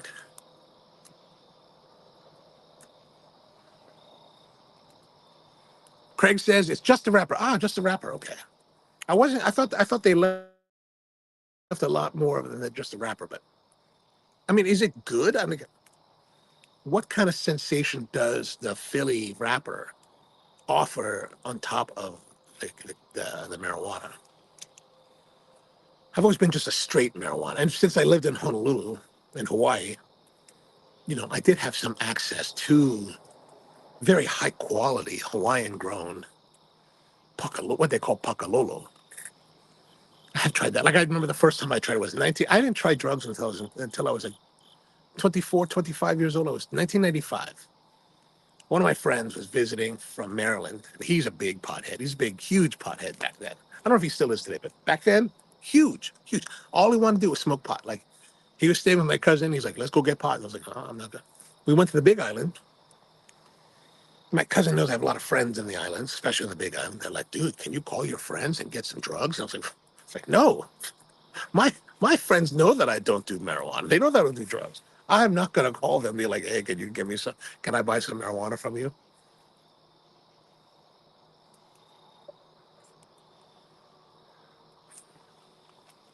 But I must say,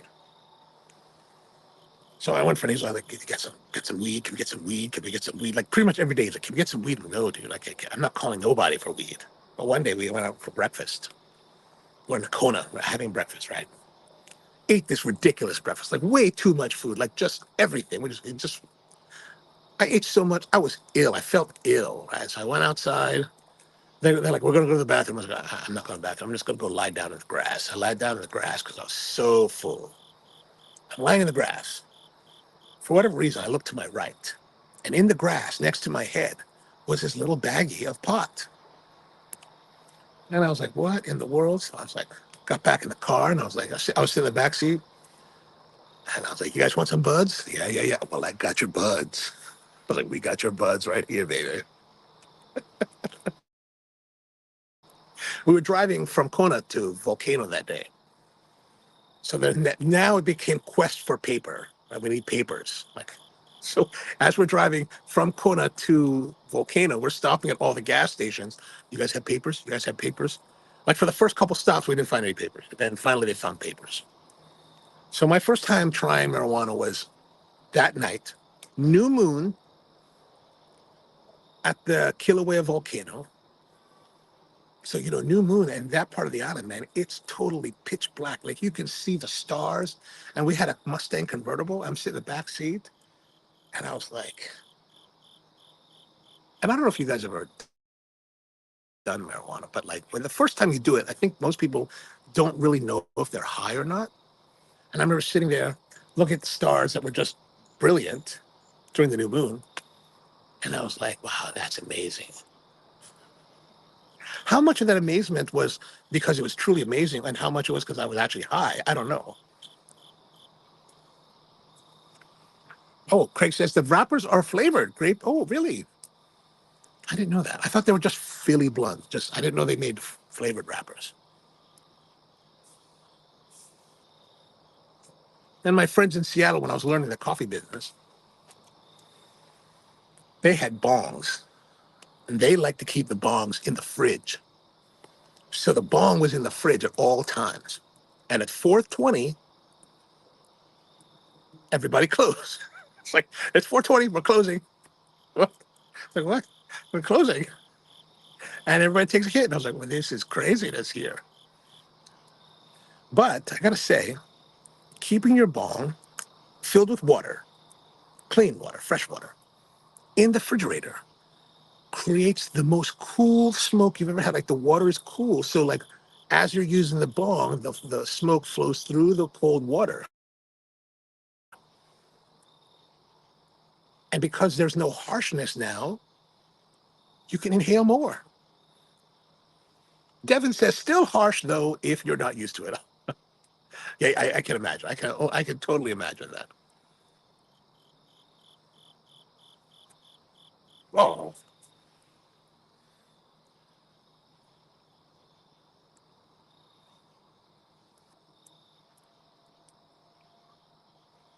oh man, we're gonna be out of cigars soon. Oh no. Field goal, Chiefs. 7-10 in favor of the Chiefs. Second quarter, 13:36. So in the first minute or two, they've scored. I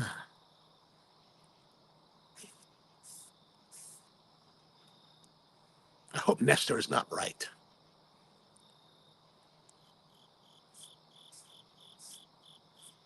I'm gonna have to write to him, dude. This is why they don't.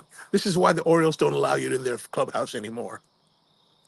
If you're not familiar, Nestor Aparicio, the old buddy of mine, older than me, but he's been a sportscaster for, gosh, since we were young. And last year, the year before, I don't know what happened with Bishotti or whatever, but they kind of banned him from the Ravens. Was it Ravens? I think they was it the Ravens or the Orioles? Maybe both teams had banned him. I don't know why. I mean, I guess he's kind of controversial. You know, he says what he thinks, which is, I think, a good thing.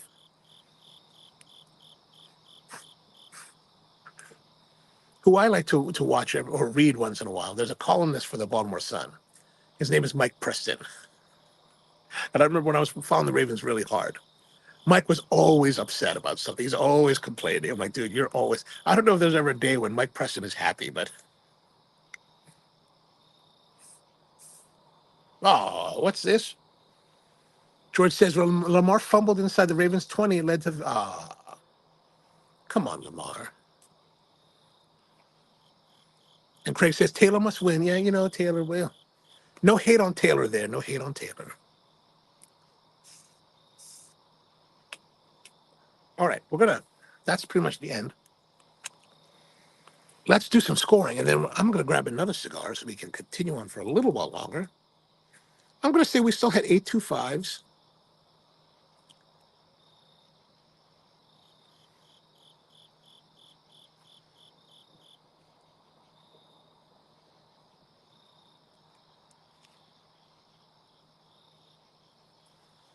And then burn and draw.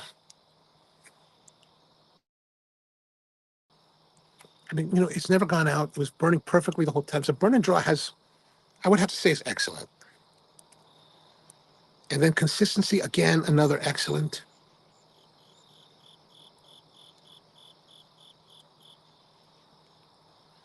Now, overall score, I'm going to say overall we're going to say 825.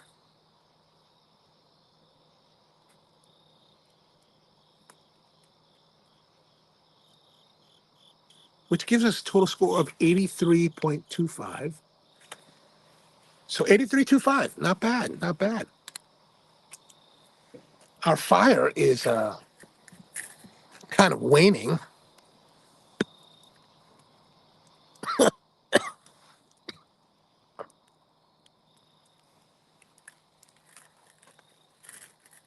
think we need to feed it and do some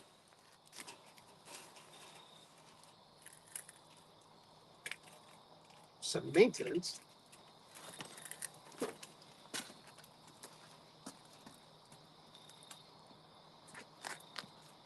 I'm going to add some wood to this sucker.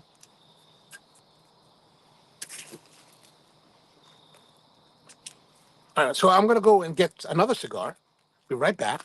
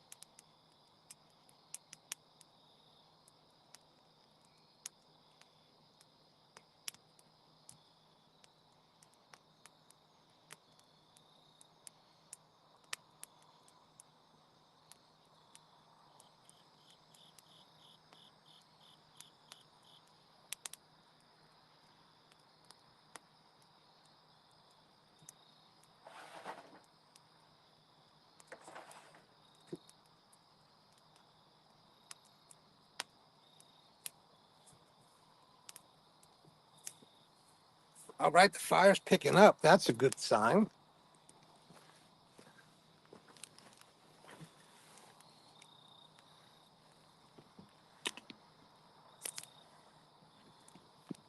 Oops.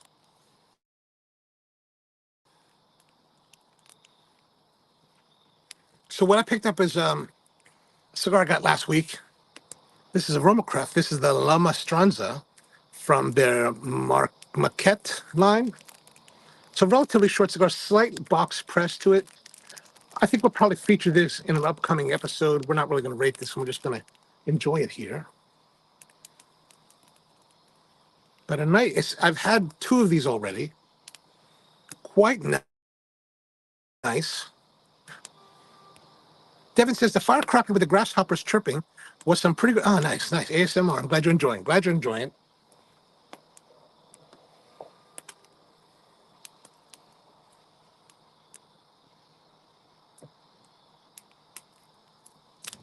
For those of you guys who watched the morning show, we had an episode where we were talking last week with one of our guys from Mexico City, Ed Valier, who actually had his competition today. I was able to see it. It came on. He came on 4:15 today in Mexico City. He competed, did a nice job. A little bit.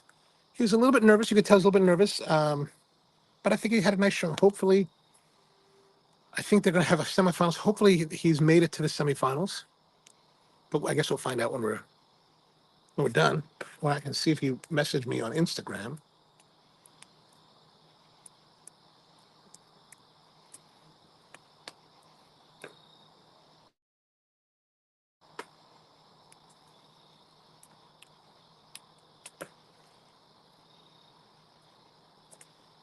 Nice flavor starting out.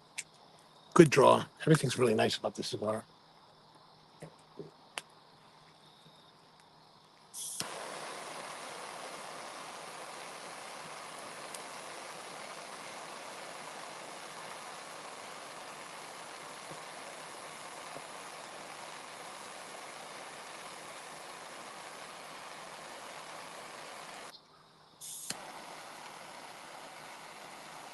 Like I wonder in the old days, before when cigar smoking was much more open, what it would have been like to smoke at the football game.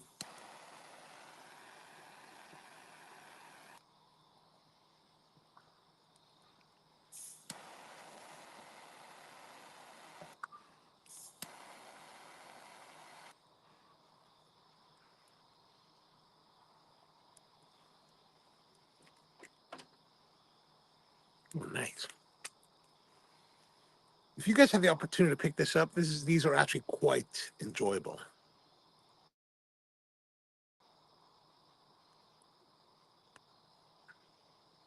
There's some things that are reminiscent, I would say, to their other cigar, the Quinquagenario. There's some reminiscence. Not the same, not close, but just there's some elements about the flavor of this cigar that are similar to that one. I think it's one of those things where by working with Ernesto Perez Carrillo, Skip learned something from him, and I think has incorporated some of those lessons into this cigar.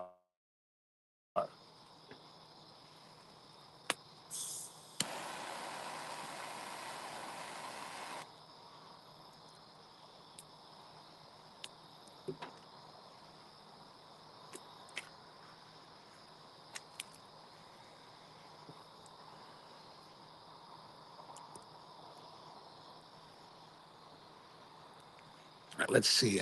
Any updates? No changes in the score. 8 minutes, 20 seconds left to go. So how's your guys' week been? Anything interesting happened to you? Like I said, last week we did, or last weekend, on Saturday, we did the Coffee and Cigars event at Capitol, which is actually going to start happening on a monthly basis. The owners of the shop really enjoyed it, so they want to do that on a more regular basis. So the next event there is going to be September 28th. So if you have the time to come and join us September 28th at Capitol, it's going to be from like 11 to 2. Should be a nice time.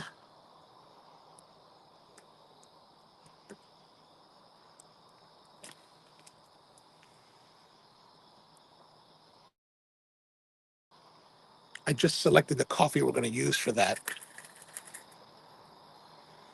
so that I can get it roasted soon and then let it nice and mellow out and be prepared.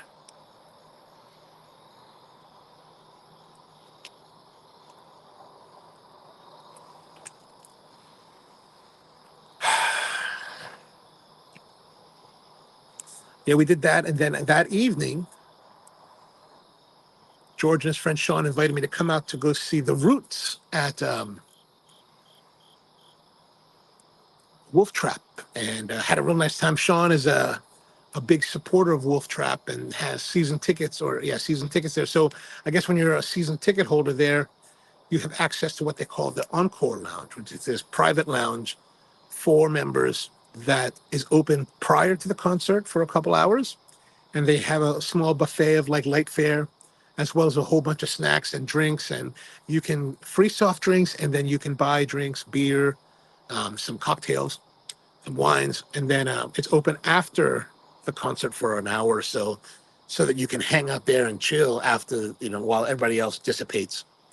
So we ended up doing that. The Roots were excellent, just excellent. So it turned out, I thought it would be a concert where they would have an opening act, and they listed, when we got there, it turns out that Diggable Planets and Arrested Development were part of the lineup. And I thought, okay, they're going to open.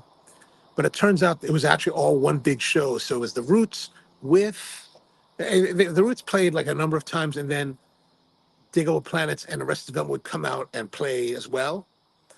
And Questlove, the drummer, just played the entire 3 hours, 2 hours and 45 minutes total show. So really amazing show. If you get the chance to see them on the rest of their tour, it's actually a really, really enjoyable time. Enjoyable time. Devin says, I accidentally stumbled on making a half decent lamb curry. Oh, awesome. Good thing, because I ended up making five.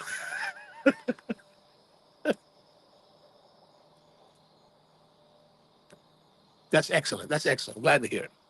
I'm glad to hear it turned out well. There's nothing worse than being stuck with food that you totally botched up, and now you have to like either eat it or throw it away. Like I remember my first time making something called pancit. We have this dish called pancit bihon in the Philippines. Vermicelli noodles and chicken and all this stuff, and some Chinese sausage. And I remember when I first moved away, had the taste for it. And I was like, I'm gonna make it. But I was pretty arrogant, right? And I was like, you know what? I've watched my mom make it all my life. I don't need to call her and ask her for the recipe. I know how to make it. I bought all these ingredients. I made it. And I totally mucked it up. Like it was like 5 pounds of just horrible, like just inedible noodles. And I ended up throwing it away because I was like, this is just terrible. So finally I relented and like called my mom. I was like, Mom, how do you make this? And then she told me, and I have so many steps that I had missed along the way. Oh no, field goal chief. 13-7, gosh. We're still only a touchdown away. Come on, guys.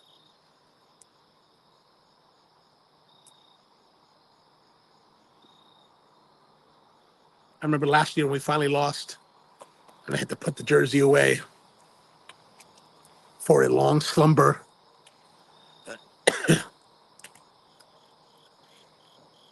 Hoping that it won't stay too long. Turns out there's a couple away games this year. I mean, meaning that the international games. I think next week or in the next few weeks, there's going to be a game in Sao Paulo, Brazil. Not the Ravens, so I don't remember who it is. But evidently we're playing Sao Paulo, Brazil, and then 3 games in London, 2 at Tottenham Stadium and 1 at Wembley. And then I think the last game of the year that's away is in Munich, Germany.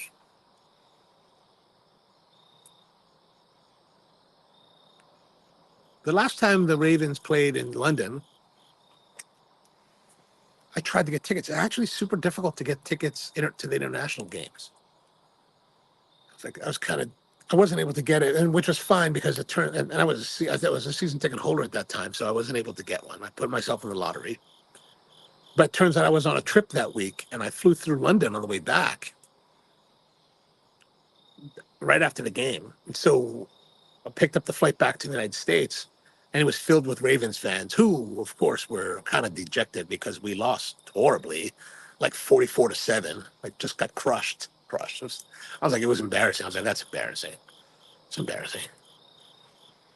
George says, saw the Roots in Harrisburg in 2023 for my friend's bachelor party. Wow, that's awesome.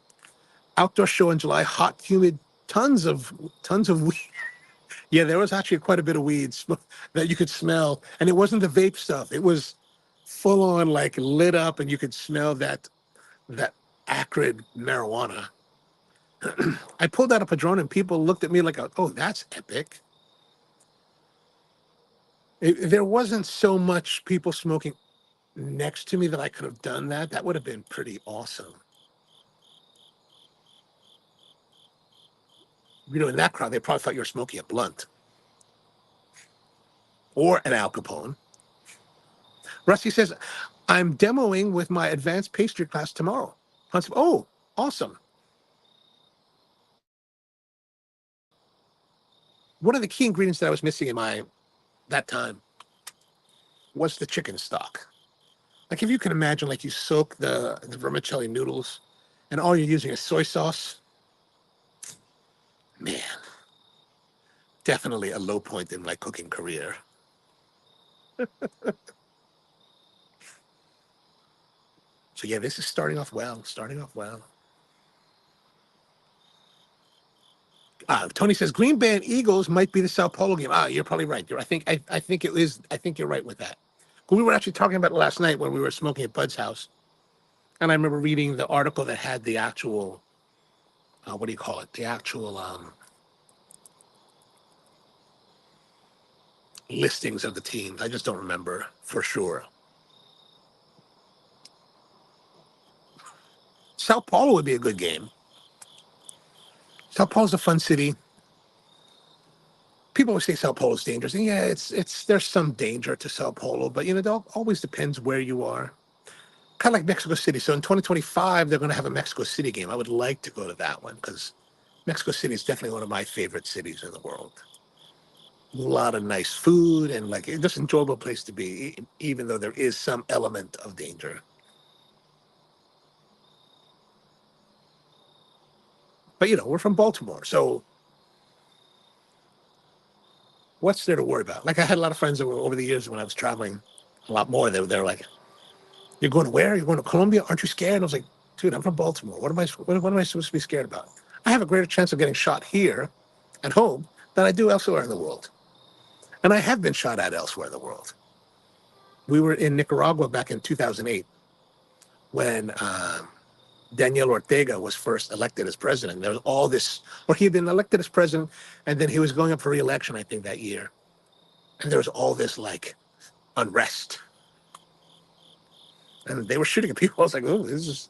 We were running across the street getting. I don't know if they were shooting at us, probably not, but like we were using our bags over our heads.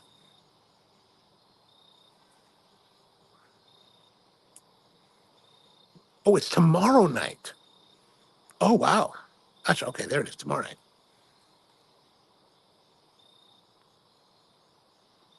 The only problem with Sao Paulo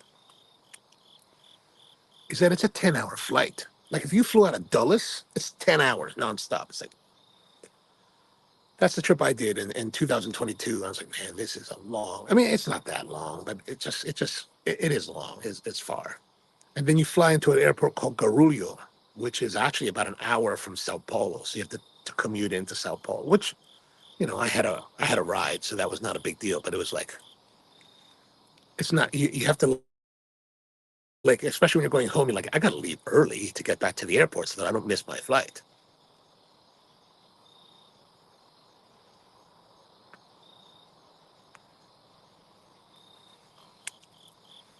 4 minutes and 28 seconds left in the half. Let's see if our coffee has improved. The reality of the Chantilly, good idea, but I didn't really incorporate it very well, so it's just kind of floating there like a cap. So it's mellowed the coffee slightly, but not. It has not taken away the total harshness of the Rofo coffee. The Rofo coffee is not recommended. It is quite terrible. And you know they have this thing, the Sustainable Forestry Initiative, which is questionable.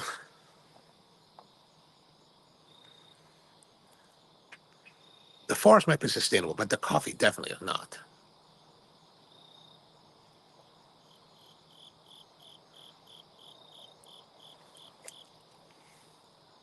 I think the coffee itself was $2.50, so not expensive, but definitely a case where you get what you pay for.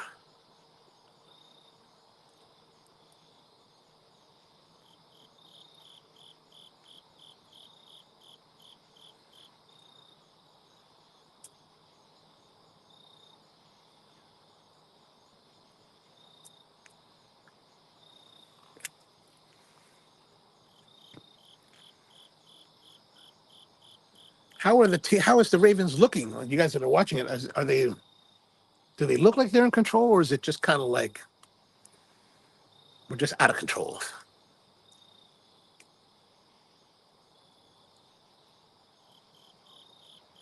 Ravens fans are very interesting, fickle people. The year that we won the Super Bowl, 2012, I remember we got to this point in 2012, in December of 2012, we're there. And I remember going, but somehow at that point, Flacco was the quarterback, Harbaugh was the coach. And, we had done fairly well throughout the year, but I think we were in a stretch where we were not winning. And I remember I was at a sporting goods store buying some, you know, Ravens gear. And I remember overhearing these people that are like, Flacco sucks. We need to get rid of him. And I was like, what? Flacco sucks? What are you talking about? Overall, we're doing very well. So at the beginning of December 2012, everyone in Baltimore was kind of against Flacco. Of course, we would go to the Super Bowl that year. So everyone loved him after that.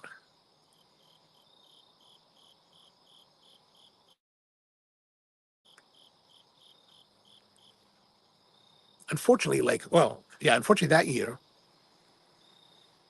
we got to the playoffs in the wild card spot, which meant that we were like really on the verge of being knocked out. And I think this is the sauce. This is what I was worried about last year when we got the first seed into the playoffs. And I believe this also happened in 2000 when we won the 2001 Super Bowl, that we were also a wild card team, which meant that we had to like fight tooth and nail in order to get to the Super Bowl. But I remember we finished our last game at Ravens Stadium, the last game that Ray Lewis would play there, the one with the iconic photo they took of him. And I had good feelings back then. I had good feelings. My vibes were really good. And I remember telling my seatmates, right, finished the game, we won, and I was like, guys, four more games. We're gonna go all four games. They're like, no, dude, I don't know, man. They're like, I don't know, man. I said, dude, mark my words right now. Four games. We're going all the way. Happily, we did. Happily, we really flew because we really had some amazing stuff. I remember that game with the Chargers in San Diego, where we just kind of mucked up the game, the play, and like we're 29 to we're like fourth down, 29 yards to the first down, where that crazy play with Ray Rice, and he made like 30 yards and got the first down. I was like, oh my gosh, craziness! That was craziness. It was like that's why I had this vibe of like we're gonna win. I was like, we're gonna go all the way this time.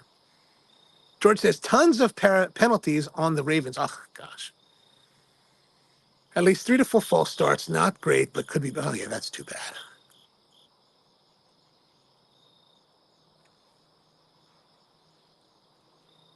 Okay, now we're down to the last 2 minutes, looks like. And then I remember that year, I also went to, we played the Broncos in Denver.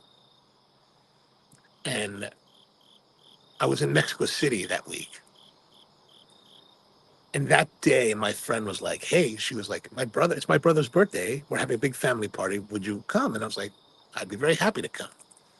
And I was thinking, oh man, I'm going to go to this game. I'm going to go to this party when the game is happening. And of course, this is Mexico, so football, soccer is the big thing. So I guess maybe there'll be a TV somewhere in the kitchen or something. I can watch the game, right? I get to this house, Mexican house, right?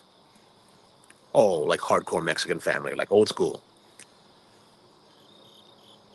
I get there and I was like, what is going on here? Because this entire family were like American football fans and they were Broncos fans, right? Broncos were the fan. They were off Broncos. They were Broncos jerseys and everything. I was like, what is going on here, right? This is craziness. And luckily, one of their cousins, happens to be a Baltimore fan, and his family, him and his wife and his two kids, they all had Ravens jerseys, so we're like the only Ravens fans there. Even the abuelita, the grandmother, was like a big Broncos. She's like, "Los Broncos." I was like, "Oh my gosh, this is totally unexpected."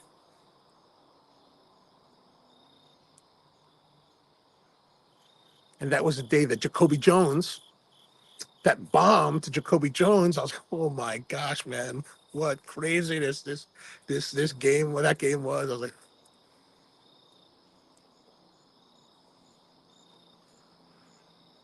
"Oh, come on, Tucker."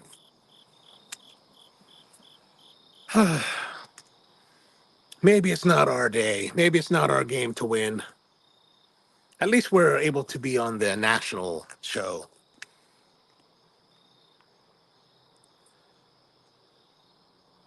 Then I was also traveling for the Super Bowl. I was in Manila during the Super Bowl in 2020, 2013. And Super Bowl happens in America at 6:30 at night on Sunday.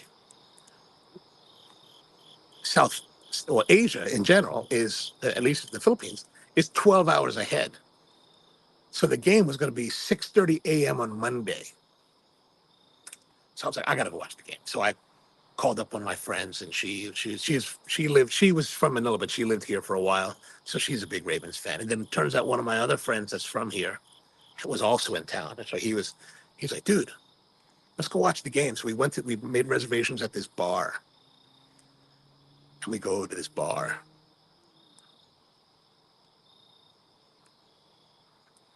Now, let's say this bar is like 300 people. There were like 294 San Francisco 49ers fans. There were six of us. There were my group of four and maybe these two other cats somewhere there that were like Ravens people. I was like, we're totally surrounded by 49ers fans, right? I was like, a lot of these cats were like from the West Coast, they Filipino guys that grew up on the West Coast. They were in Manila, and they were all like, and so the game plays. They're getting spanked. We're spanking them, spanking them, spanking them. So they're all dejected. The whole place is dejected. They're all quiet. They're all like dejected and quiet. And then the NFL is like, okay, we need to like do something about this. We can't let the Ravens win. We have to get the 49ers have to win, right? So they shut off the power in New Orleans and delayed the game. Now, as you remember, we're pretty far ahead. Like 49ers have to do a lot to beat us at this point. But they're able to make something happen. When the game comes back, they're able to make something happen. So that break, that power outage, did interrupt the Ravens' roll. So 49ers were able to make some plays. And all these cats from the West Coast, they're all like puffing their chests and getting all hard. They're all like talking shit. I was like, what are you guys talking about? Get out of here. Shut up. At the end of the day, they had to put their tails between their legs and go home. Losers, as they should have. Ooh, the Uber is fixed. Excellent. Congratulations. Have you fired it up? Have you fired it up? Fire it up, man. Make it work. Got some great espresso going on.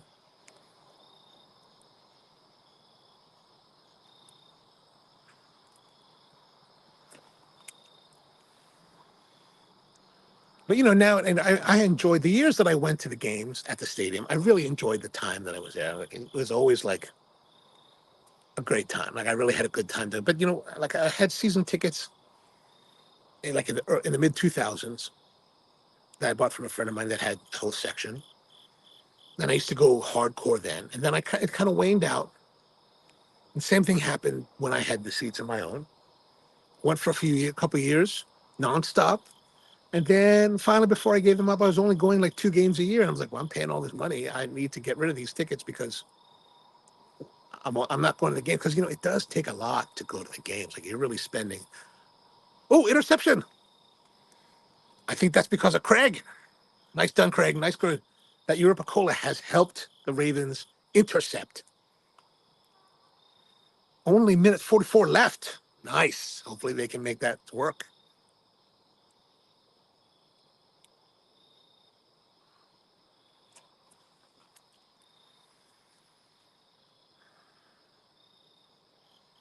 But that's the thing. Like everything else happens, so you have to like it starts to like not be the priority to go to the game. So you just kind of like don't go as much. So it's a waste. So I did get rid of the tickets quite a number of years ago. So I've been to the games in a while. But nowadays I'm like I'm enjoying watching it at home or at people's houses. Much you don't have to like you don't have to make such a heavy commitment as time.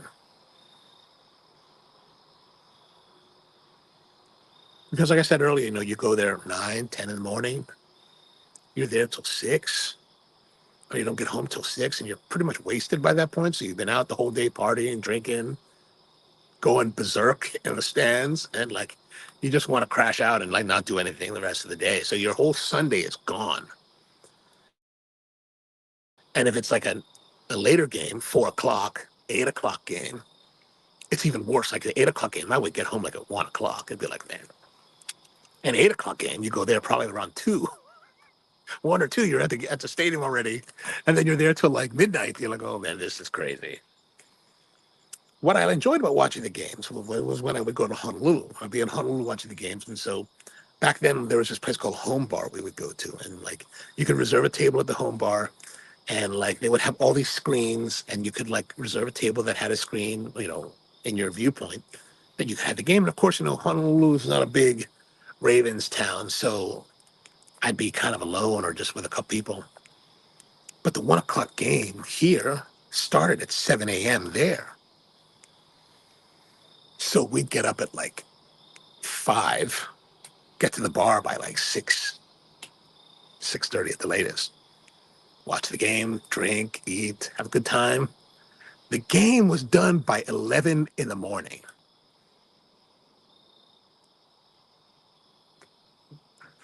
So imagine that. The game's over and it's 11 and you have the entire day to yourself. I was like, wow, this is awesome. Like that was really great because then you could still do stuff. And like I would go to my club, which is, and they have a pool at my club. So I would go to the pool, hang out or do whatever. So I really enjoyed that. That was, Brian wants to know if Steve's here. Steve, are you with us yet? I heard there's a big heat wave in Phoenix this past week, like over 110 degrees.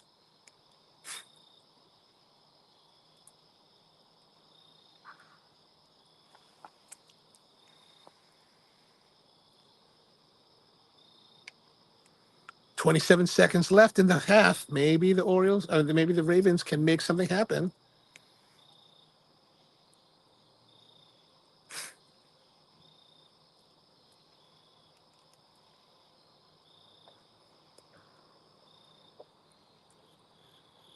My laptop is passing 18% power. Turn it down a little bit more. The illumination on the. Hey, this is something I've been thinking about. I don't know if you guys know anything about HDMI cables, the ones you use for television, stuff like that. Evidently, I was reading that HDMI cables have an effective run of maybe 50 feet, but it could be less. It could be a lot less, like 15 feet. 10 feet is very effective. 15 feet, it starts to degrade. And I'm trying to find, I need to run an HDMI cable that's 30 feet in length. And I'm wondering, does anyone happen to know, like, what's the best way to run 30-foot HDMI? I've heard they have active HDMI as well as optical and active optical. And the other alternative is to use converters to take the HDMI signal and create it into what's called an SDI signal, which then uses coax cables that you can run for like 150 up to 300 feet. But the problem with that is that you have to buy these converter boxes on both ends that run anywhere between 40 to 100 plus. So Craig says, I have one that's about that long. Okay, good. About 30 feet. It's about a half-inch thick. Oh, do you remember any specs on it? Like where you got it from, what brand it is, or perhaps how much you paid? I've been watching some videos online and trying to figure it out. And I've heard some conflicting information. Like one guy was talking about how the effective run is 10, but you can get up to 15. But after 15, you start to get about a 50% chance of it, like just not having enough oomph to carry the signal, which means you might have to go to those other systems where the active is, I guess it electronically boosts the signal to run it further.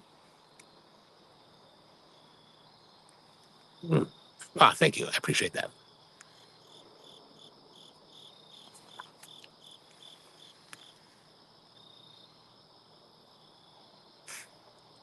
Because as we're building the new shop, I'm going to do the live streaming from there, and the way that I have to run the cabling from the camera has to go over, and I calculated it out the other day, and it's about 25 feet, but I figured 30 feet would give enough extra length just in case I'm off.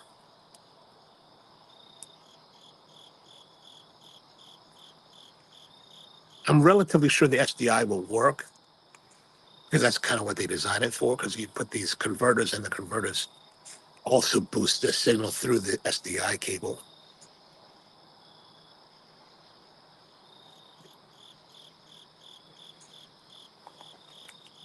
Tony says, I have a 50-foot in the smoking room. That's just a sad standard HDMI cable. Seems to work fine. Okay, okay. Yeah, I've heard you get into the rabbit hole, and there's all kinds of stuff you hear about. And like, some were talking about like how the gauges, the larger gauges are the better ones to have. But one of the things you don't necessarily know by the sheathing whether or not there's larger gauge. Like for example, if you buy extension cables at electric extension cables at Home Depot, you may get a cable that has heavy duty thick sheathing, but it's still 16 gauge wire inside the sheathing. You're like, I need 12 gauge wire. I don't need 16 because I need to run that much more power through it.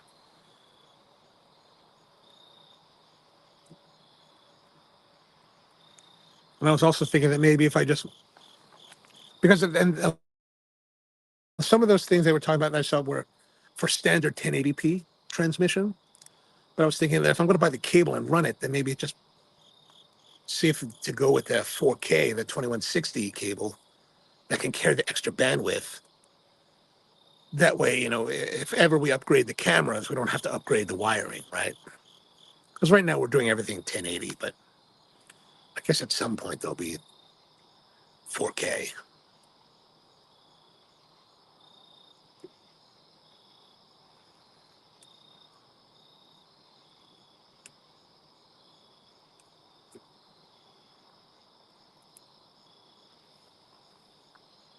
Nine seconds left.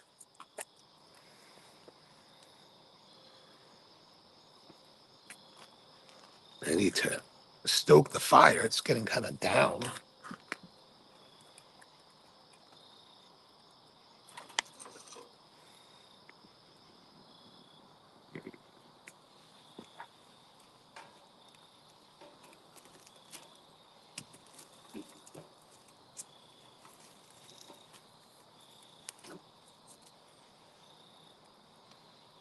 Better.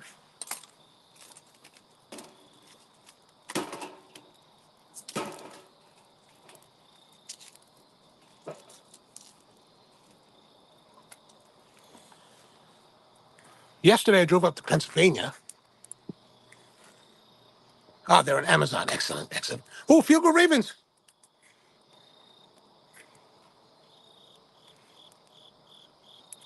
It has not updated on my Google report. What's going on here?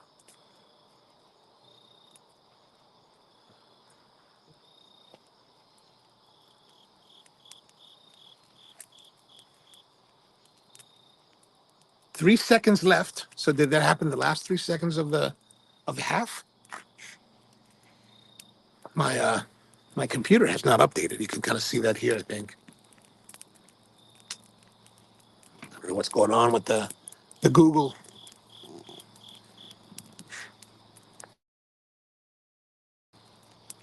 Yeah, there we go. Fire's getting better again.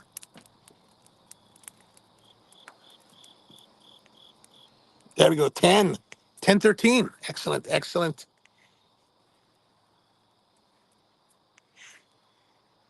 Getting close.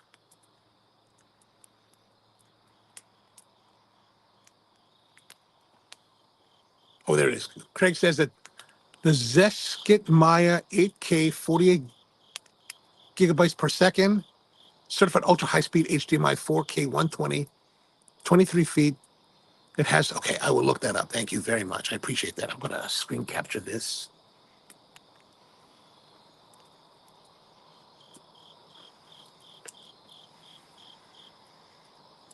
So 3 seconds to go. Hopefully the kick return is not, is, hopefully there's no kick return by the Chiefs, and we're still okay. We're still okay.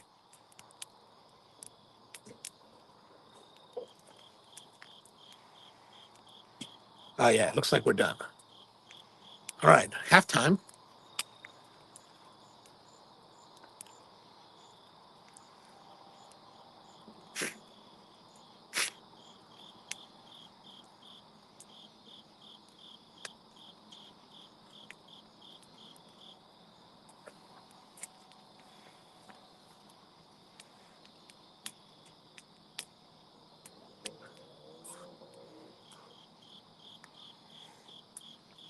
Oh, man.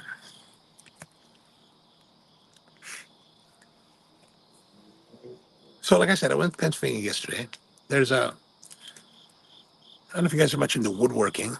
I'm not really a woodworker, but I've been delving into it with this project. And I have this situation where I have a, like you guys are familiar with when you go to a bar, they have this sinks and all this stuff behind the bar, underneath the bar.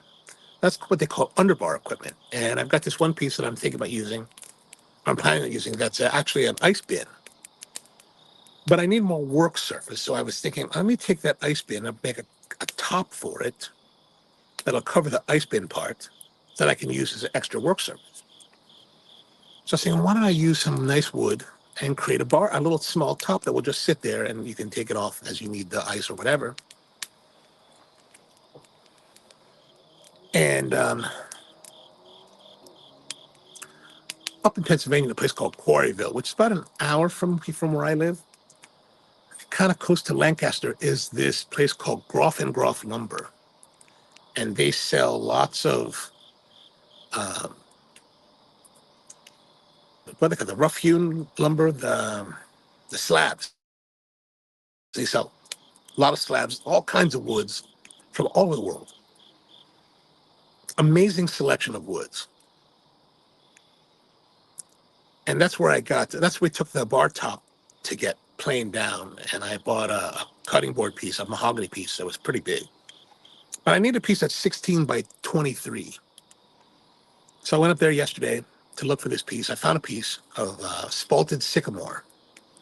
Really nice, just slightly bigger than I needed. So I had them cut it down to fit. And then today I was sanding it down. Really great deal. Like this big piece of like 23 by 16, about an inch and a half thick, $27. Now, of course, I'm spending time and money to go there.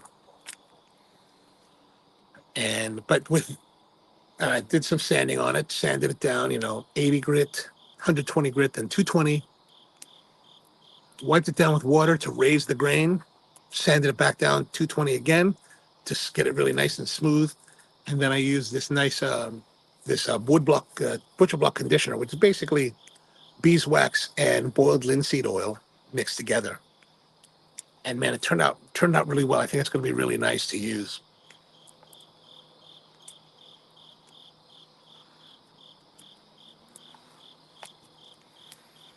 So if you're looking for any kind of slab wood, this place, Groff and Groff, or just Groff Lumber, really, really great place. There's a place here in Baltimore, actually close to where I live, called Timberwoods, also another great shop. But Timberwoods is a little bit more specialty, also a little bit more expensive. So the Groff stuff you can get like I saw this one big piece of Purple Heart. A friend of mine was asking about Purple Heart, so I looked it up. They had a big slab, about 12 feet long and 24 inches wide, $310. So I thought that was fairly reasonable for the Purple Heart.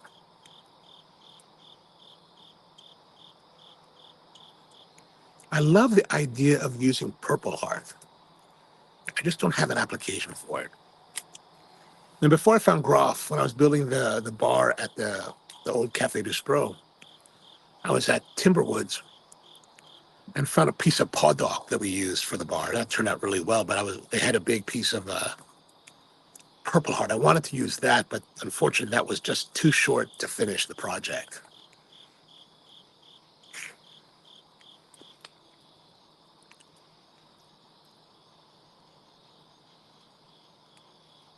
There's even a wood they have at Groff. Was it called Onge Orange? Basically, the wood, the grain is orange. I was like, well, that's kind of awesome too.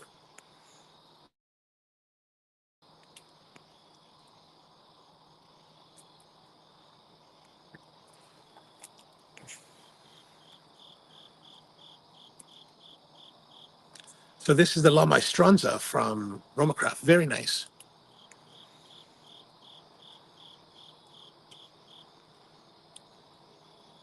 A bit more mellow than, let's say, like the Cro-Magnons, right? The Cro-Magnons have a little more oomph. So a bit more mellow than that.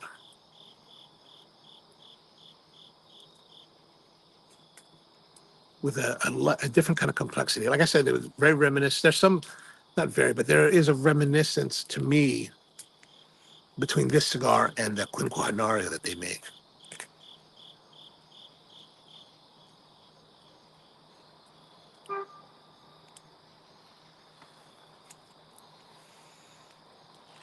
So what you guys got planned for the weekend? Anything interesting? Tomorrow's Amy's concert at Bordy Vineyard. So if you have, like I said before, if you have time, opera all evening long, starting at 7. So for about a couple hours, probably should be a nice time.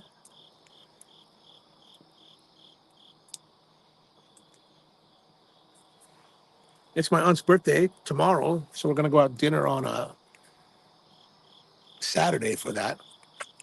Gonna go visit this place. This is called Villaggio Cafe, which is a Persian restaurant. They do real nice kebabs, things like that. They have these rices. There's this one called the polo rice, what they call zeresh polo, which is a basmati type rice with barberries, with these little tiny, like sour, like little tiny sour berries that they mix in. It's actually one of my favorite rices. I really, really like that.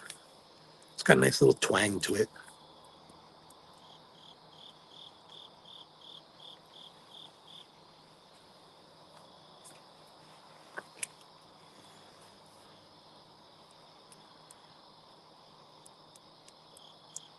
My barber, uh, her name is Parissa. She's also Persian, and I was asking her the other day. She was cutting my hair last week, I think, and I was like, "What's the good Persian restaurants around here, like that I go to?" Because while Village is very good, I've also had most of their menu now, so I'm like, I would like to have more exploration of Persian food. I was like, where can I go?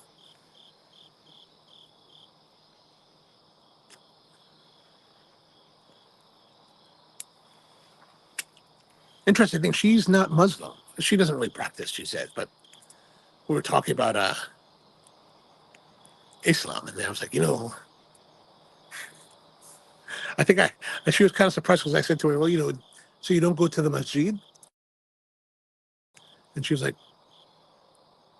I'm surprised you know that it's called masjid. And I was like, well, I have been to Saudi Arabia a lot of times, instead of just saying the mosque.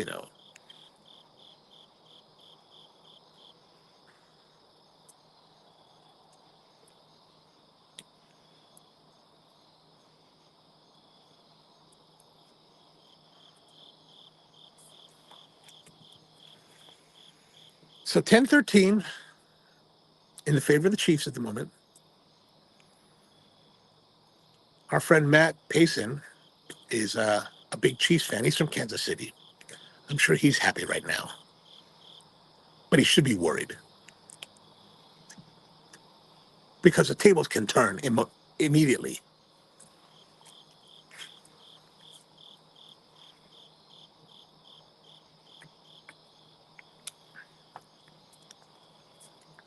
I think I'm just getting used to this coffee.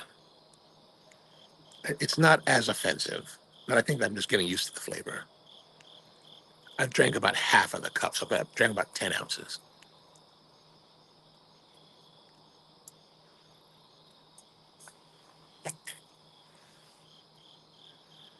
This cigar is good, but it's getting a little bit heavy at the moment.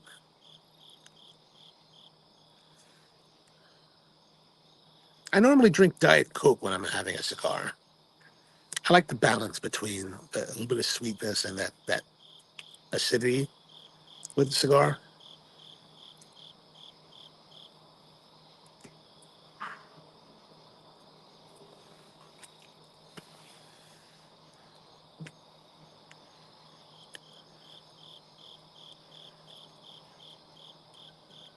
Yeah, Brian, I don't think Steven came out tonight. He's probably busy.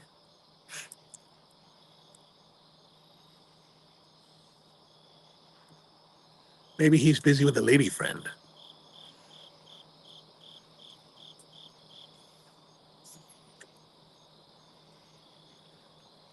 At least we hope he's busy with a lady friend.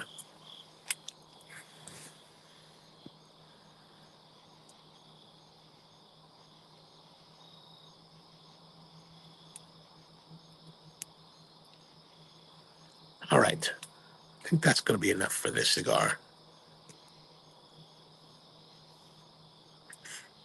It's concentrated, got a little bit heavy, a little bit harsher. All right. I guess that's going to be it for this week. Ravens are down by 3. We're in the halftime, so hopefully they'll come back. And we'll have good news for next time. I'll know for sure in the next day or two whether or not we'll be able to do next week, and I'll post that up so that you guys can follow. Hopefully, with that won't interfere with our stream, but sometimes it does. But if not, next week the plan is to do vertical tasting. I guess vertical tasting or a versus tasting. Cro-Magnon Pennsylvania broadleaf, the new one, versus the old school in the EMH size, the 5x56. So I hope you guys have a great week. Thanks for tuning in. Appreciate being here as always. And Tony, good night to you. Rusty, Craig, Devin, Brian, thank you guys for tuning in. George, good to see you guys as always. And back again next week. And until then, see you then.